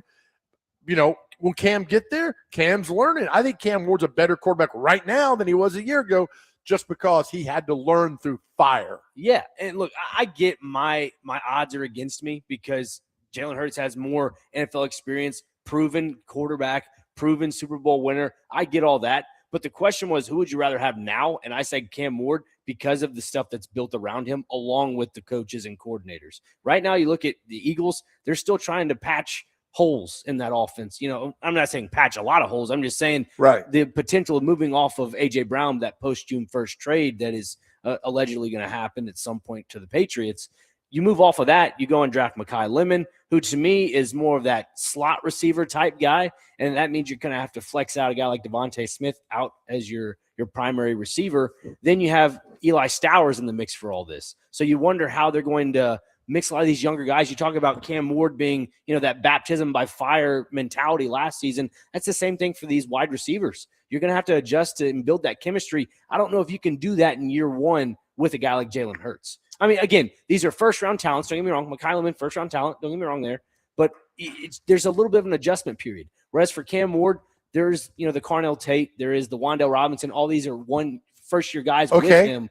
But, again, to the point that I'm kind of using with the Jalen Hurts along with now Wan'Dale Robinson. Wan'Dale Robinson's a proven wide receiver, a proven talent that's been with the Brian Daboll last season with his offense that can help Cam Ward and knows what to do with that offense. That's why I think it works better for Cam Ward than it does Jalen Hurts. Is a donkey ever won the Kentucky Derby? Oh, here we go again with this analogy. No, Joe, because it's too slow. You don't want to have a donkey in the Kentucky Derby. Yeah, so Are you comparing Cam Ward to a donkey? No, give me talent. Okay. Give me talent. You're comparing talent versus talent. You're bringing all these other X factors for Jalen Hurts and Cam Ward. But talent-wise, right now, to say that. So, I mean, you got to have – let me ask you this. Okay. We're gonna come back. Well, we're going to promote – there's a special event happening this weekend for our friends at Tennessee Breast Cancer Coalition. We're going to do that when we come back. But I want a question for you. Sure. You're on the 20-yard line. You're down 27-23, and you got to go 90 yards to score a touchdown. You got 2 minutes, no timeouts. Cam Ward or Jalen Hurts? Don't answer. Okay. We'll come back with more. Right now, we're live at Goodwood, Nashville, 219 Lafayette Street. The website, goodwoodnashville.com. We'll come back with much more right here. And there's an event happening this weekend that I want you guys to know about. We'll tell you about it next coming up this weekend, and we'll get that for you when we return. This is the Chase and Big Joe Show live at Goodwood, Nashville, right here on 102.5 The Game.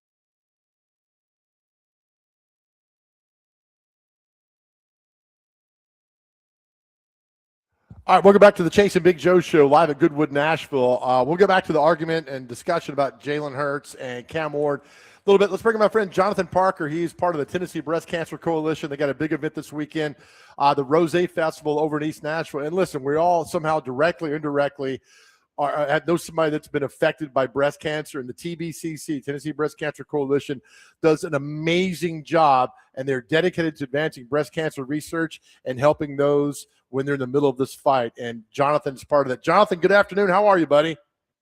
Good afternoon, Joe. How are you?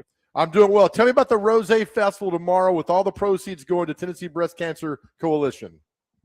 Absolutely. So this is the 7th annual Nashville Rose Fest. It's held at East Park over, in East Nashville from 3 p.m. until 7 p.m. And this is, of course, like I said, this is the 7th one. And since it started, this event has raised over $150,000 for us. Which is fantastic. And again, the mission of the Tennessee Breast Cancer Coalition is? What we do, Joe, is we do a very special need. We provide assistance to patients who are currently undergoing breast cancer. We help pay for rent, mortgage, utilities, medical bills, and, sometimes even insurance premiums. And, we started this in 1995. And since inception, all of the money that we raise stays here in Tennessee. And since we started in 1995, we have awarded over $1.4 million for breast cancer patients here in our state. That's great. TBCC.org is the website to go for more information. You got involved because your mother had breast cancer. How is she doing? That is correct. She's doing good.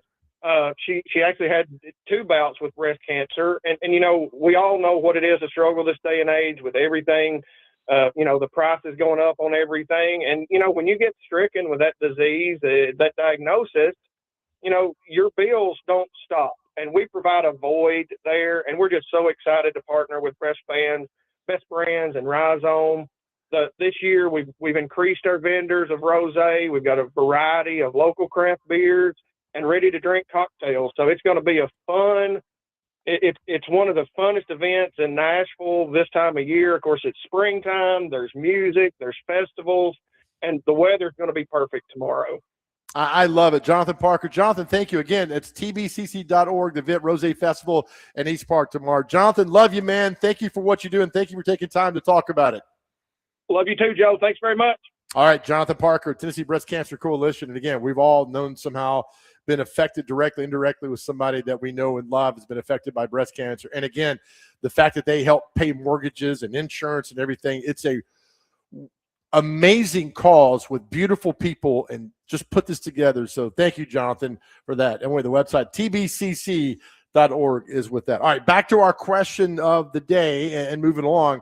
Not a question there, argument. What I ask you, you got 90 yards to go, 2 minutes, you're down 4, no timeouts. Jalen Hurts or Cam Ward? Give me Cam Ward.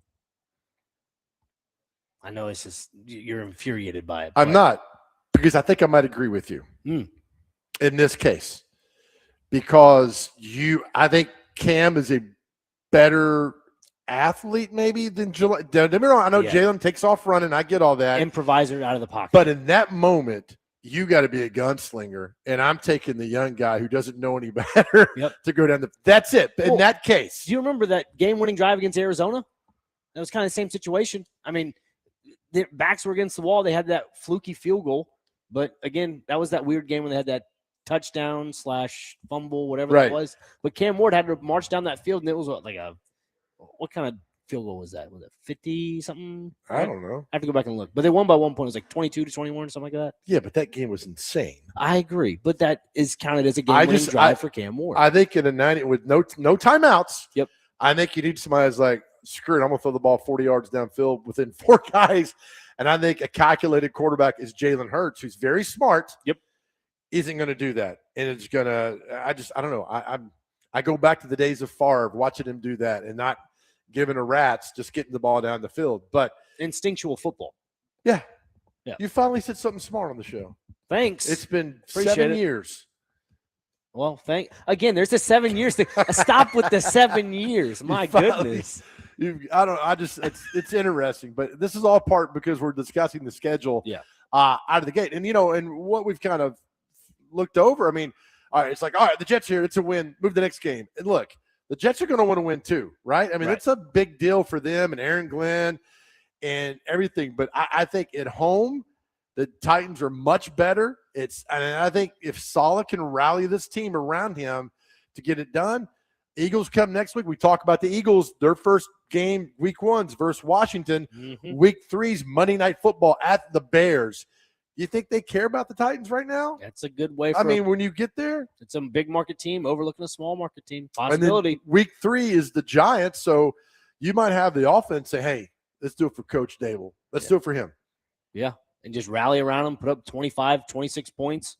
Happy as a clam. Yeah. Everybody's celebrating in the locker room. And I think the Giants are that great. I think Harbaugh's got an uphill climb. And then week 4 is Derrick Henry and the Baltimore Ravens. Baltimore Ravens. I think going back to the Giants real quick with Harbaugh, it just seems like to me you look at it from a system perspective. Right. The message got stale in Baltimore. He can now go to a new place where he can get away with that a little bit, and that's the Giants because they are hungry for success. They're hungry for wins, and they know Harbaugh's a safe play on that. Yeah, but their roster is about as good as the Titans. Well, that's what I'm saying, though. But he brought in a few pieces to his style of offense and defense into that, Giants room. You have Isaiah Likely, who didn't really get much reps as a tight end with the Baltimore Ravens. Now he has that opportunity with no Mark Andrews in front of him. Yeah. You have a fullback in Patrick Ricard, who was with the Ravens. Star Trek. From the Ravens for the longest time. Now you're adopting that fullback role. I think the Giants and now the Dolphins are the only two, and also San Francisco are like the only 3 teams in the NFL that have like fullbacks. Okay. Kyle Juszczyk, Patrick Ricard, and Alex Ingold, right? I think you're correct on that. Yeah. So. Nice with that. Also, the week 3 versus the Giants, we said earlier that Monday night, the Giants are at the Rams. So you got to go across country. So when I was looking up, the Giants won't arrive back to New York City till like 5 a.m. Tuesday, right? So you get the guys off Tuesday, and they hit the facility Wednesday, Thursday. So this helps a little bit because the prep time for the Giants is down because of the game and then travel back. So it sets up good. But that's all. We can worry about that later on. It's the Jets game. Mm-hmm. I'm telling you, the Jets game is right now the most important game in the history of the Titans franchise. 100%. I mean, it's always game-by-game basis. And I'm sure this one means a lot more to a guy like Robert Saleh than anybody else. Oh, absolutely. All right, we'll come back. We got hour number 3. We're live at Goodwood, Nashville. It's our grand opening, 219 Lafayette, the website, goodwoodnashville.com. We have a ton of people that have come through today that heard this on the radio. Thank you all for coming by and saying hi. This place, this is your heaven, Dr. Crane. It's a grown man or grown woman's toy chest. This is a Toys R Us for human beings that love DIY stuff. I mean, again, like David mentioned earlier, there are beams from the old spaghetti factory off 2nd Avenue. Right. And if you don't get here, sometimes if you second guess yourself and you don't come out here, they may be gone next week. Right. I mean, you're seeing guys walking out with these big pieces of wood. Yep. And that's what she said. You know that. You know that, Joe. I hate you. All right. GoodwoodNashville.com is the website. Back with hour number 3 of the Chase and Big Joe Show, brought to you by the Omni Nashville Hotel, right on 102.5 The Game.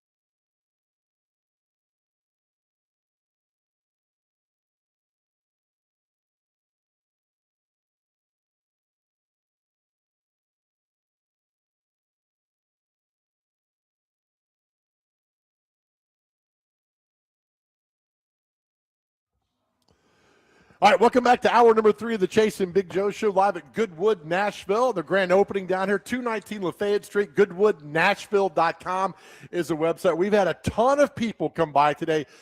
I'm telling you right now, we have the best listeners in the world, and we just had a listener come by named Chuck who listens every day on the radio and dropped off a dozen Krispy Kreme creamsicle donuts. The new ones. Chuck, we love you, man. Thank you so much for being a part of the show every day. We appreciate you. Clay, you've been demoted. Yep. And we'll have a meeting with you at 3:05 today. So please, we'll send you a Zoom link. Yeah. And if you're not, we'll send you a Teams link. I've got nightmares for the corporate world. Good Lord. All right, final hour here. All right, so we've been through a lot of things today. Our question of the day is, what was your first ever speeding ticket? Where were you? How much did it cost? Did you try to get out of it? Did you get out of it? 615-737-1025. So that's our question of the day. What was your first ever speeding ticket? Dr. Crane, look at the schedule that came out last night. What's the one game at Nissan Stadium that if you could only go to one game, you'd go to this game? It's not a sexy pick, but the Cleveland Browns. That was my game. Oh, no way. Because what day is it? Your birthday? October 25th. I didn't see that. Which is the greatest day of the year right there. Oh, I have a whole different reason for it, but okay. It's your birthday. That's right. The Steelers is the easy pick because that's the last game. Maybe of Rodgers' career as well. You never know. But this is the middle of the season, so it's 1, 2, 3, 4, 5, 6. It's the 7th game. I just seeing the Browns come here. I know they came here and Baker Mayfield beat the snot out of the Titans that one game. Yep. I forget what year that was. 19 or 18 or Something one of like those. that. Yeah. But the Browns game is the one game I would actually pay money to see that game just because I think it's cool the Browns are coming to my hometown. Yeah, and also, too, that game last year was probably one of the more eventful games minus the Arizona Cardinals game. That was, 31-29, where the Titans were just back and forth trading touchdowns. Right, in the snow. Yeah. So there's a lot of storylines around that game, along with you don't know who the quarterback's going to be for Cleveland as well.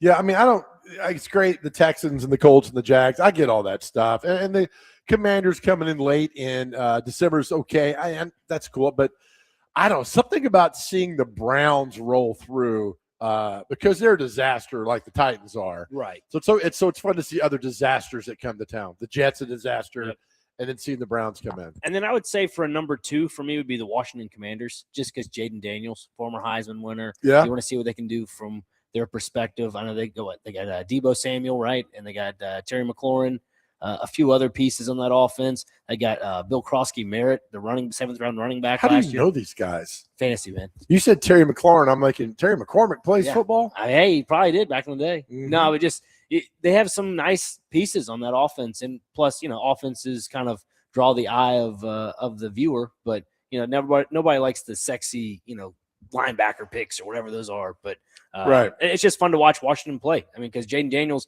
kind of like Cam Ward, improvises outside the pocket. They run from time to time, and, just fun to watch. By the way, the season ending on January the 10th is just nonsense. And I get because Labor Day is the latest day it could be happening. Right.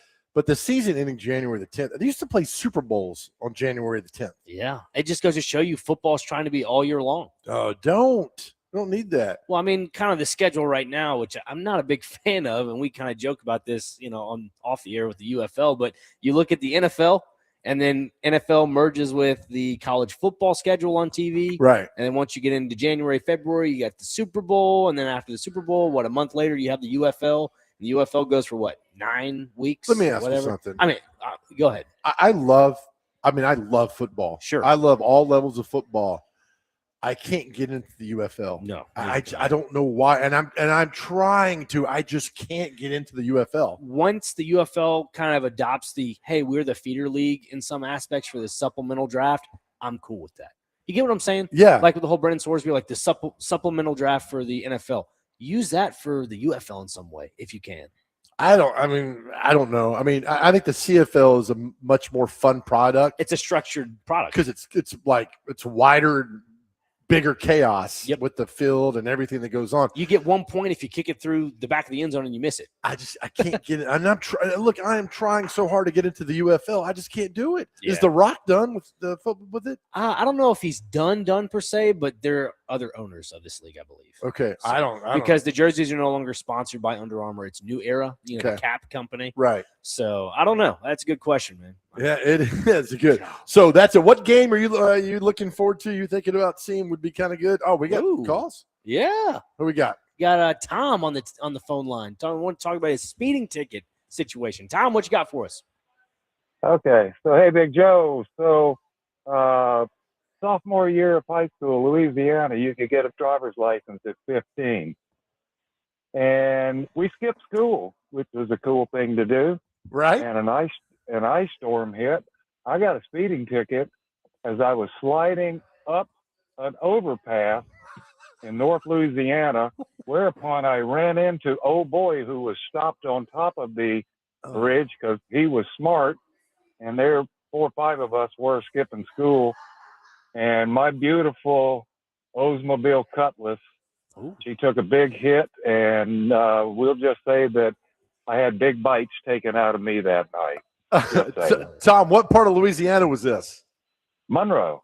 Monroe. Oh, yeah. Okay. And then I'm curious, how did you explain this to your parents? All I could do is say, we just didn't go to school. Oh, Tom, what year was this? Oh, God. 1973, 1973. Well, good. Tom, I'm glad you survived the car wreck and the beating from your parents. Yes, sir. What year was the Cutlass, Tom? Oh, kill me. It was in 1967. Oh, man. Silver Oh, or yeah. black? No. Dark blue. Dark blue. And my brother, who had a cherry GTO GOAT car of the year, decided he wanted to race me, and that Cutlass beat him. He went to his grave not happy with me. Oh, man. Well, Tom, we're glad you're here, buddy. Thank you. All right, y'all have a good weekend. See you. Thank you. Can you imagine lying? I wasn't in school today, and then get into a wreck, and like, oh gosh. Is Jack still there? Jack's calling about a speeding ticket. Jack, welcome in, buddy. What's up, Joe? How's it going, man? It's going. So, years ago, this is 1977. I'm in Port Neches, Texas, a little old oil town out there, and I was taking my wife, mother, and my sister to a nice dinner. So we're all dressed and on the way. I come to this overpass, went over a railroad track. I come over the top of it doing about 50 or 60 in a 45. And on the bottom, on the downhill side, was a Texas State Trooper waiting on me. Oh. So right as I come by him here, the lights go on. So I just pull right over. There's no point. And he eases in behind me and walks up to the door. I roll down the window. He says, I gave him my license and all that. And he says, well, Mr. Wilson, is there any reason you were doing, 55 and a 45? I said, do you really want to know? And he said, yeah. I said, because I didn't see you in time. Jack, good one. Did you get out of the ticket? He busted out laughing, and he said, well, you're the first honest person I've stopped all night. Sign here. He said, sign here. But it was my first ticket, so when it got to court, they said, don't do this again. And that's the last time I've had any kind of ticket anywhere. Good job, Jack. See, you learned, you grew, you're a better person after that. Oh, yeah. Oh, that's yeah. awesome. All right, that's cool. Jack, thank you for the story. We appreciate you, buddy. Okay, buddy. All right, again, our question today is, where was your first ever speeding ticket? Where were you? What happened? 615-737-1025. Before we go to the break, Dr. Crane, Kevin, remember what I said earlier what the biggest game in Titans history is? Yes. What is it? The Jets this year. The next one. Yeah. Kevin says the Jets game is the biggest game in history. Question mark. Come on, man. The biggest game was when the Titans were number 1 seed, sacked Joe Burrow 9 times, and still lost at home. Kevin, and he's kidding. And look, I get that, but that's done. That game is done. It's over. You can't. That was my message today on the social media. You can't look back. Yep. And I'm the biggest guy of looking back like, I wish I could change. I got to learn. That game is gone. The biggest game now in Titans history is that Jets game. And even more so when you got a new coach, a new regime, you're moving to a new stadium next year. It's almost it is a must win. Not almost. It is want to start out 1-0. I mean, it changes everything. That Jets game is massively important. And I think it comes from both of our backgrounds playing football. I mean, when you're practicing in the summer months, what is the coach always just harping into your brain? Jets ain't taking a break. No, they're not taking a break. Right. What's the one game at the start of the season we have to go 1-0? Yeah. And that's the Jets. That's the only game you go 1-0. I know when we were practicing in the summer playing Overton or Hillwood, the first game of the season, that was the cupcake game of the season. You had to go out and win it. Always did for the most part. But, that's the thing for the Titans. You have to go out week 1 and annihilate your opponent. Yeah, I mean, that's the whole thing was like whoever you're playing, in college was like, whoever the team was, they're not, so in this case, Robert's like, you think the Jets are taking a break? You think the Jets are doing it? The Jets are working harder than you guys. So that's why, Kevin, I say the Jets game is massively important. You start out 1-0, which is when's the last time you started 1-0? It wasn't 21. They lost to the Cardinals. 22. They lost to the Giants. 23. They lost to. Oh gosh, what game was that in 23 with Vrabel? The Saints. You lost on the road to the Saints. 24. 2020 was the last time they were 1-0. Who'd they beat? The Denver Broncos, 16-14. Stephen Gostkowski kicked a 25-yard field goal with 17 seconds remaining to secure the win at Empower Field at Mile High. That was week 1 of 2020. What was 2019's opening game? 2019. Wasn't that also? That was a loss to the Broncos where Sean Evans got into a fight and got tossed, and Jarrell Casey, I think, had gone to the Broncos. Let's see. No, Titans won in 2019. In week 1, they played the Cleveland Browns. I think that was the Kevin Byard interception game. They won 43-13. Was that 20? And Logan Ryan was on that team, Yeah, I think. so. Yeah. So 2020 was the Monday night game. Yes, that's it. I'm sorry. Yep. Rashawn Evans got tossed like the first play of the game. Yeah. Was that Monday night game? The 2020 game? Yes. I think it was Monday Night Football. I'll have to go back and just appease me and say, yes. yeah, Joe. Yes, Joe. Yeah. All right. Thank you with that right there. You're welcome. All right. We'll take another break. Come back. 615-737-1025. What's your first ever speeding ticket? Do you agree, disagree that the Jets game is the most important game in history? Because I'll argue to the next till 3 o'clock till DVD comes on. And Dr. Crane is saying that Cam Ward's better than Jalen Hurts. No, man, you're not walking that back. No. You got to phrase it properly. It's not better. It's who would you rather have? And I say Cam Ward. That's it. Thank you. All right. Because I know I'm not winning the battle of who's better. I know I'm not winning that. Stand tall. Don't back But down. if I'm picking a quarterback, it's Cam Ward. All right. We're live at Goodwood, Nashville here. They're opening grand open this weekend, 219 Lafayette Street. GoodwoodNashville.com is the website. Go check the website out. If you're a person that loves DIY, they got so much stuff here. It is amazing. It's Nashville's Lumberyard, locally owned. It is a great story. That's GoodwoodNashville.com. Back with more with all of our questions on these texts. I'm not one towards you. I know. I'll get it. Exactly. Back with more. This is the Chase and Big Joe Show live at Goodwood, Nashville, right on 102.5 The Game.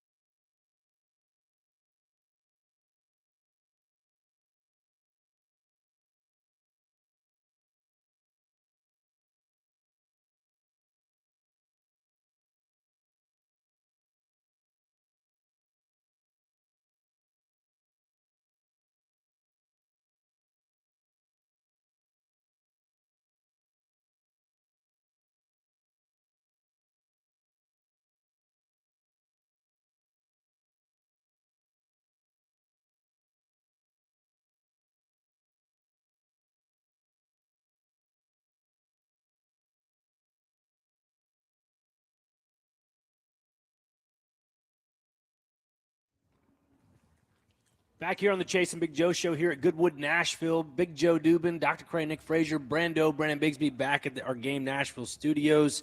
Hey, Tennessee Brew Works is the official craft beer partner of the NFL offseason, the football offseason coverage on 102.5 The Game. Right here as we're talking about the Tennessee Titans, Joe. Talking about a little Cam Ward action, Jalen Hurts. Again, you made a good point, Joe. I made great points. Well, you make a few good points here and there. Let's just put it there. All right. You talked about the 90-yard drive. Who would you rather have, Cam Ward or Jalen Hurts? Uh-huh. I appreciate you for saying your honesty there. Saying Cam Ward. Yeah, I'm not agreeing with you about Cam Ward right now over Jalen Hurts. I'm just saying in that situation, 90 yards, give me the young gunslinger who doesn't know any better. Yeah, no, I appreciate over it. The seasoned vet. Yeah, I appreciate it though. It's good to hear that. Hey, I'm not coming to your side, so don't try to appease me with an olive branch. I'm not. I'm just saying thank you. Although they have olive branches made of wood, right? That is correct. And they got wood here at Goodwood, Nashville. You know, I was walking around during the break. I saw a sycamore stump, and I'm like, yes, that's what I'm talking about, man. You look a great coffee table with that. That's good alliteration, like for a wrestler. Yeah, sycamore stump. Sycamore stump, because you know you're going to get your butt kicked. Yep, you got that right. What's the strongest? I shouldn't ask this question. What's the strongest wood? Believe it's oak. I have to go back and look. Is it oak? I believe it's oak. Yeah. Okay. We can ask David when he's free. We can't. It's Dave. Dave, sorry. And you, by the way, you butchered his last name. It's awesome. Yeah. You called him Dave Episcopalian or something. Did not say that. It's pretty bad. Was it bad? Yeah. It's sure okay though. I saved you. It's Punkashar. Punkashar, yeah. Punkashar. Did I not say that? What did I say? No, you said like we'll review the tape. Don't worry. During the break. Episcopalian. No, I did not say Episcopalian. That is it. By the way, Alex texts in and says, where are you at, Alex, buddy? Alex in Antioch says Gostkowski also missed like 2 or 3 field goals in that opening game versus Broncos for kicking the game winner. Evans did get ejected early 100%. That game gave me a heart attack, which it should because that was tough. And that's the last opening win they had. Yeah, 2020, September. The COVID 14th. year. Yeah. It's a Monday Night Football game. So you've lost 21, 22, 23, 24, 25. Not 26. Hopefully not 26. Just saying, not 26. It's a must-win game. Obviously, every game's a must-win game, but especially week 1 against the Jets at home. Come on. Jeremy Clarksville says, I have to disagree that the Jets game is the most important in history. History means it all time. The Jets game is the most important game this coming season, not throughout all time. The 2000 Super Bowl, 1999 Super Bowl, actually, will be the most important game in Titans history. What do you think about that? And Am I wrong? No, you're not necessarily wrong, but he makes a valid point in saying that it's not the most important game in history for the Jets. It is the most important game coming up. But as for a history spectrum of the Titans franchise, I would agree with Jeremy on this one. Okay. That's one negative for you, one demerit for agreeing with Jeremy and not me. Sorry. Joe, earlier I just gave you a compliment on Cam Ward and the 90-yard. That's not a compliment. I've told you how I feel. If the Titans are on the 10-yard line, they're down by 4, 2 minutes ago, no timeouts. Give me the young, I'd take the gunslinger. I'd take Jackson Dart over whomever else. Go ahead, please say the name. Over any experienced quarterback. Okay. I would. I mean, Mahomes is different. Yeah. Right. I mean, he's up there. But if you're comparing Jackson Dart to Hurts or Cam Ward to Hurts, I mean, give me the young guy. Because you said it earlier, which is I actually give you credit. Instinctive football. Yeah. Instinctual football. Yeah. So that's backyard takes over, right? Yep. That's down why, the field. Because you mentioned Brett Favre, and that's what Brett Favre was so good at, was having this strong arm and just being able to improvise outside the pocket. I think Will Levis had that. Yeah, probably still does. It's just has to get back to it. I think Will Levis as a quarterback is better if all right, go out, get the ball downfield 90 yards. Instead, all right, we got 2nd and 7, right? And the Bears are a 4-3 and a Tampa 2 going on, and then you got time to think and just go, man. Just go play football and get the team down the field. That's why it was interesting last Friday or Saturday when that quote came out about Brian Daboll saying a fresh start for Will Levis. It just makes you wonder, is there a fresh start for a guy like that here on this roster? Brandon, we have a call or no? We do have a call. Is that David? Yes. Okay. All right. Go ahead, David. What you got for us, man? Come on, buddy. Yeah, you guys were talking about tickets. I've never had one. Doesn't mean I didn't deserve one. I just want to tell you a story that happened years ago.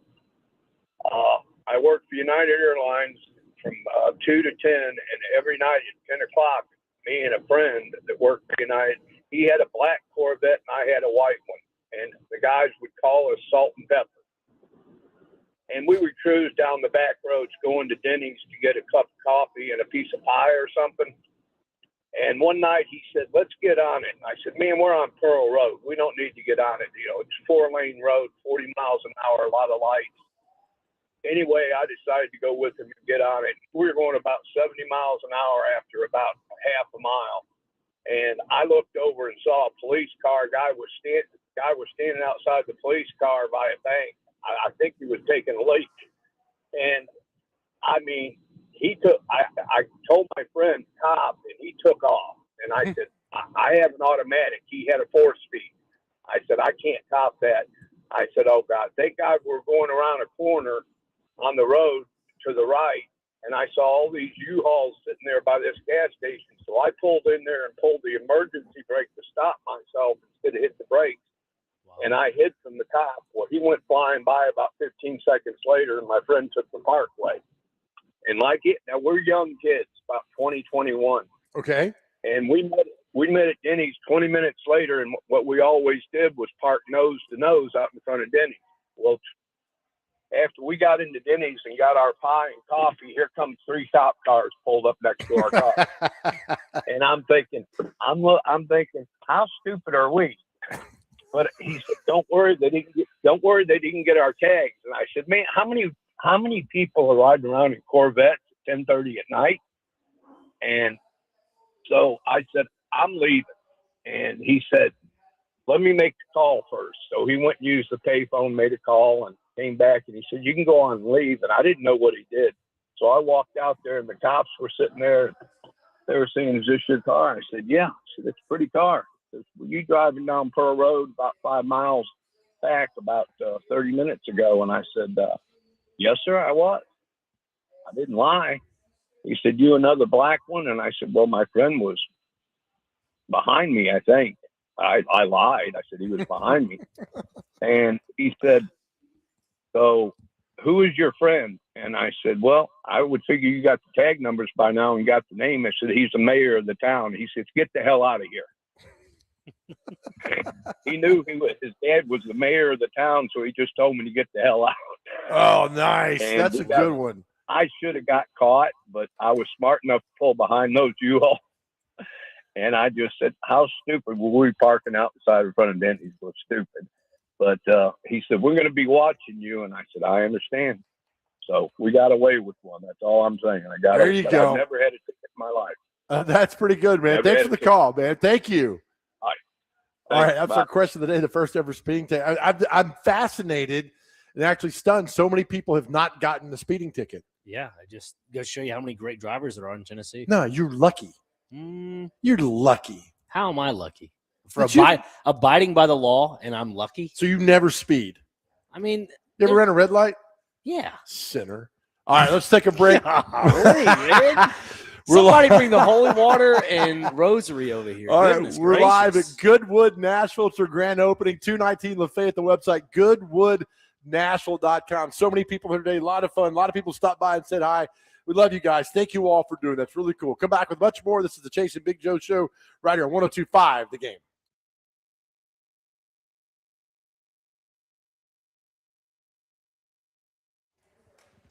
Hey, guys, we like to have a lot of fun on the show, and it's kind of the big thing that we do here. It's also one of the things we love to talk about is mental health, because a lot of people aren't talking about it, and we're going to talk about it. May is Mental Health Month, and we're on this mission to get as many men as we can into therapy, to talking and get all this off your chest. As we said, I went to therapy. Once I started talking, I felt so much better. It all came off my chest. And you're the same way if you're going through a lot of things. And that's why we're so honored to partner with UnityCares.com. UnityCares.com is the place to go for therapy to get your life back to where it needs to be. And listen, you don't have to go through any of this alone. UnityCares.com is based right here in Middle Tennessee, caring professionals whose only goal is to get you back living the life you absolutely deserve. But you got to make that first step for me. Just go to the website, unitycares.com. And once there, all the questions you have are answered for you. What you need to do, how do you go about it? It's there for you. That's how great they are. I need you to go there. It's private, it's secure, it's confidential, and they offer telehealth. I am telling you again, please go. Therapy changed my life, and I want the same for you. We tell you every day how powerful you are and how better our world is because you are here, and we mean it. And that's the whole goal of Unity Cares. It's get you back living the life you deserve. The website again, and please go, unitycares.com. It's unitycares.com.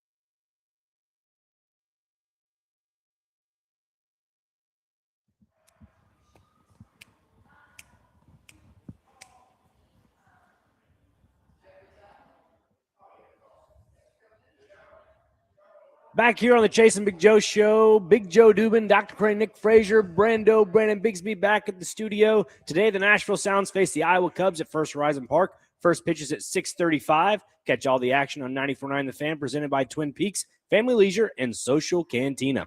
The Iowa Cubs are the AAA affiliate of the one and only Chicago Cubs, who I believe currently lead the NL Central. So, followed by the St. Louis Cardinals. Oh, do they? Yeah. Oh, man, good. I love that. I know you love baseball, Joe. All right, I'm getting some pushback on the most important game. Also getting pushed back on Dale Murphy, too. Well, the Dale Murphy thing is dumb because Dale Murphy still can get the Hall of Fame. Yeah. What do you mean, yeah? Yeah, but, you know. The Titans can't change the 99 Super Bowl. Right. They lost. Right. You can talk all day about Dyson getting in, blah, blah, blah. Right. They lost. Right. You can't change that. Dale Murphy's still ongoing. Yes, that's true. So the fact he's not in the Hall of Fame now doesn't mean he might not be in it tomorrow. That's know, fair. on and on. Yeah, right? no, that's fair. Yeah, there's. No, a, it is not fair. It's correct. I mean, I get what you're saying. I'm tired. I'm tired It's of a this, fair statement. That's what I'm this saying. apathy towards me and always putting me down. I'm really sick of it. I think it's non-genuine. Oh, you're funny, man. You're real funny. You like when people say genuine? No, it's not genuine. It's genuine. It's genuine, right? Genuine leather. Genuine. That's right. To do I all didn't know that. Jen liked wine that much. Bad dad joke. Matthew Nashville says the most important game in Titans history is Week 10 versus Jacksonville. It'll be the first time we've ever get to see the Titans coach have a fight with other team's head coach. But in all seriousness, that Jacksonville game will be important because the Jags will be in the middle of a tumultuous road stretch, including 2 international games in London. I see what you're saying, Matthew, but still, the most important game is the Jets. Dr. Crane, this is for you. Okay. 1767 says the hardest wood in Tennessee is hickory. Yeah. Is that correct? We can get Dave on that. correct? What's the hardest wood? Hickory? Yeah. Okay, there you go. Dave Punkishar, who knows a lot more than us, the owner of Goodwood Nashville, says that is correct. Hickory is the hardest wood in Tennessee. Also, it's a good. Please make no jokes on the text line. Also, it's a good branding perspective for a company like Old Hickory Bat Company that has a lot of people that buy their baseball bats that are in Major League Baseball. I got 2 in my car. Well, yeah, there you go. One of them being Mike Trout, one of the best. He does. Players. Travis Copley is the one of the big wigs over at Old Hickory Bat. Great guy. Yeah. So they do a really good job over there. They do a good job. So Hickory is again, no jokes on the text line. We'll make it all ourselves. Hickory is the hardest wood. And you can get a cupped end on the bat or a non-cupped end on the bat. So Pardon you? Yeah, there's a thing called at the end where you can get a cupped bat of the barrel or a non-cupped bat at the end of the barrel. Okay. So just putting that out there. Gotcha. Thank you for that, for clarifying that. You're welcome. You having a good day, man? Fantastic day. We're here at Goodwood, Nashville. How can you not have a great day? What's that website? It is goodwoodnashville.com. Yeah. And if you don't know where we're at, watching our video stream on YouTube where the sign's right behind us. You could subscribe to the Game Nashville YouTube. That'd be fantastic as well. To see our 219 beautiful faces. 219 Lafayette Street. Well, I mean, it's good. Grand opening this weekend. A lot of people here coming by. Stop by. I've heard on the radio come by. It's always great to meet our friends. Somebody dropped off the creamsicle Krispy Kreme or whatever it is. That young man has a name. His name is Chuck. Chuck, excuse me. Big Yes. fan of the show. Chuck's the man. He actually called you Dr. Crane, which makes me I laugh. know, which is great. It means nobody will know my name, which is all right. But you're a doctor. It shows that when we started this show, I told Chase, you got to have a moniker. The moniker, yes. You got to have one. I Not know. a monocle, but a moniker. But you should have a moniker. You've got 2 monocles. And yes, I do. I'm greatly appreciative of you both for taking on that moniker for me. Oh, you're helping welcome, that carry on. Okay. All right. Oh, boy. Let's see, there's a few more here on our text line. If we Tommy. could read these, probably not. Probably can't read that one. Okay. About the hickory and the wood. Can't read that one. All right, guys, we get all this. There's nobody working. Good Lord. 0667. God bless you. That's one of the best texts ever. We cannot read that on the air. Was that at Center Hill too? But Did you like that? There you go. we're not going to read that. No, Just we're gonna not. skip over. Nope. All right, we'll take a break. We'll come back with celebrity birthdays. We're not going to waste your time with that. And what day is it? Really, thanks Dave and the staff here at Goodwood Nashville. We had a great time. Again, the website, goodwoodnashville.com. Their grand open this weekend. It's so great to see so many people stop by today. You guys are wonderful. Back with our final segment next, right here, 102.5 The Game.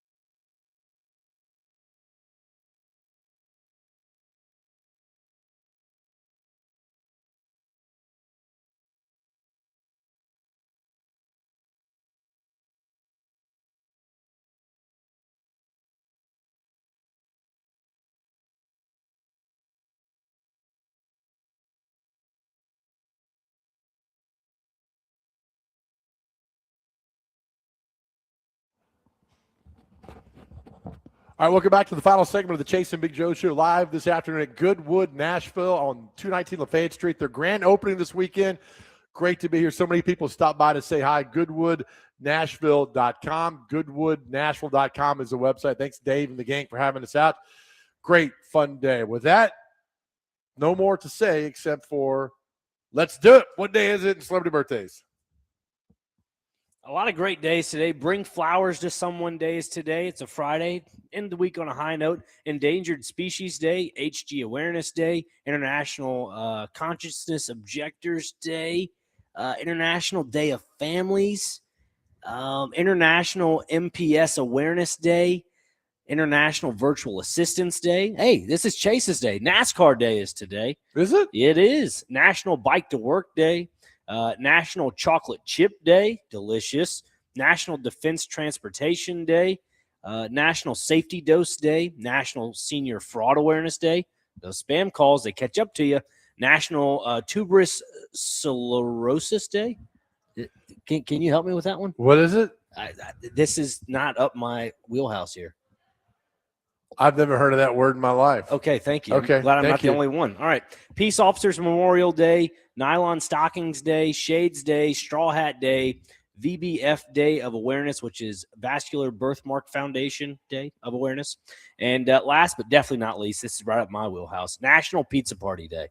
Pizza party. You got a pizza event this weekend, don't you? I do, Sunday in Murfreesboro. So if you want private events, reach out to Dr. Crane, man. Down in Murfreesboro. All right, Brando, you ready for celebrity birthdays? I am. All right, man. Be strong because Dr. Crane won yesterday for the first time since Flipper was a minnow. That's how long it's been.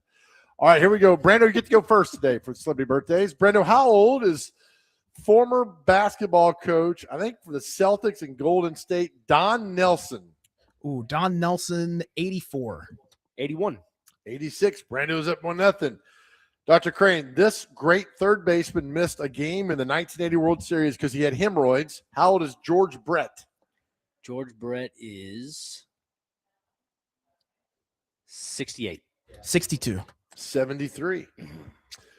Brando, how old is your idol, Dan Patrick? Oh, yeah. Love Dan Patrick. Let's go 61. 73. 70. Wow. Dr. Crane, how old is former Braves pitcher John Smoltz? John Schmaltz is 67. 49. 59. Brando's up 1-0. Brando, how old is Emmett Smith? 56. 59. 57. Brando's up 2-0. Dr. Crane, how old is former Denver wide receiver Rod Smith? 58. 62. 56. You're on the board, Nick. 2-1. Go. Dr. Brando, how old is Ray Lewis? Ray Lewis, 46. 43. 51. Dr. Crane, how old is former San Diego Charger quarterback Ryan Leaf? Ryan is 47. 52. 50. Brando's up 3-1. Brando, how old is former English tennis, well, I guess still English, but tennis player Andy Murray? Andy Murray, 41. 38. 39. 3-2. Dr. Crane, how old is actor Chaz Palminteri? What movie was in? Is there anything about Like a that? Bronx Tale, one of those Oh, movies. He's one of those. Let's go. He's one of your family. 63. 69. 80. Mm. That's pretty close there. Good movie, by the way, Bronx Tale. Brando, how old is Jamie Lynn Sigler? She was Tony Soprano's daughter on The Sopranos. Yeah. 53. 50. 45. Dr. Crane, you're down 3-2. All right, here we go. Lightning round. Dr. Crane, how old is holy cow, there's not a lot of actor Lee Horsley. He was the lead character in the ABC drama in the 80s, Matt Houston. How old is Lee Horsley? 74. 71. 71 exactly. Woo! Brando's up 5-1. Brando, how old is rapper Melly Mel of Grandmaster Flash and the Furious Five? 54. 53. 65. Dr. Crane, how old is actor David Charvet from Melrose Place? 74. 82. 54. Brando, how old is guitar player Nick Perry of Shinedown? 65. 57. 42. I think he was in the studio Yeah, he a was. few weeks ago. Yikes. Brando, all right, we gave you some. 5-2, Dr. Crane. We'll give you 2 more here. How old is actor, singer Lainey Kazan? Lainey Kazan. I'm going to go with 44. 51. 84. And final one, just because we got a little time here. How old is, I guess they're from Bowling Green. Guitar player Brad Schultz of Cage the Elephant. Guitar player Brad Schultz of Cage the Elephant. I think they're from Bowling Green, live here now in Nashville. That's a Joe Fuel type band. They're young. Cage the Elephant. Yeah, let's go 43. That was my answer. I'll go 44. And 44 is correct. Brando wins 7-2. I mean, I'm just getting prices right like every other day now. You got to start practicing for celebrity birthdays. I can't do that. That takes away the fun of the game. Just practice on birthdays down the line, not like coming next week or so. Yeah, I guess. You do better with that. What did we learn today? We learned that the Jets is the only game that you need to worry about. Right. And, Thank you. Yeah, Joe Dubin's a great guy. No, and then your Cam Ward take is the worst take of all time. Look, you got a few people defending you, which was crazy. It's fine, but again, it's off of what quarterback would you want now? And I said I want Cam Ward over Jalen Hurts. Yep. It's not who's better; it's what quarterback do you want now? And I said Cam Ward. And you gave a myriad of reasons for it, which were all bizarre. Okay, it's all right. Sorry, hey, look, Joe. we'll find out after week 3. Week 2. Well, week 2. Well, week 3. Whatever. Week 2, week 3. Tomato. Big weekend plan for you? Yeah, we just got the event, and that's about it. Where's the event? Murfreesboro. Yeah. What do you got going on this weekend? Don't worry about me. No, okay, don't worry about me. I want to help you. This event Well, you're thank doing, you. allegedly. Yeah, it's a wedding party. Yeah. Oh, it's a wedding reception. Yeah. Do you dress up for that, or you wear what you got on today? I'll wear my branded shirts. Yeah. But you can't. Okay, I get all that. Yep. How much pizza dough do you have? 55 pounds. 55 pounds. Yeah, of flour. So that will come out to 55 pounds. Nico's Pizza. Yes, indeed. You ever get a brick and mortar one day? We'll see what happens. We will see what happens. We just live in the moment and enjoy life. We will. Brando, how much time we got? About a minute. There you go. Love it. Always appreciate filling in for Chase McCabe, and always have fun doing this. So. Yeah, that's good. Thanks to Dave and the gang here at Goodwood Nashville. Had a great time. GoodwoodNashville.com is the website. Grand opening this weekend, 219 Lafayette Street, Nashville's Lumberyard.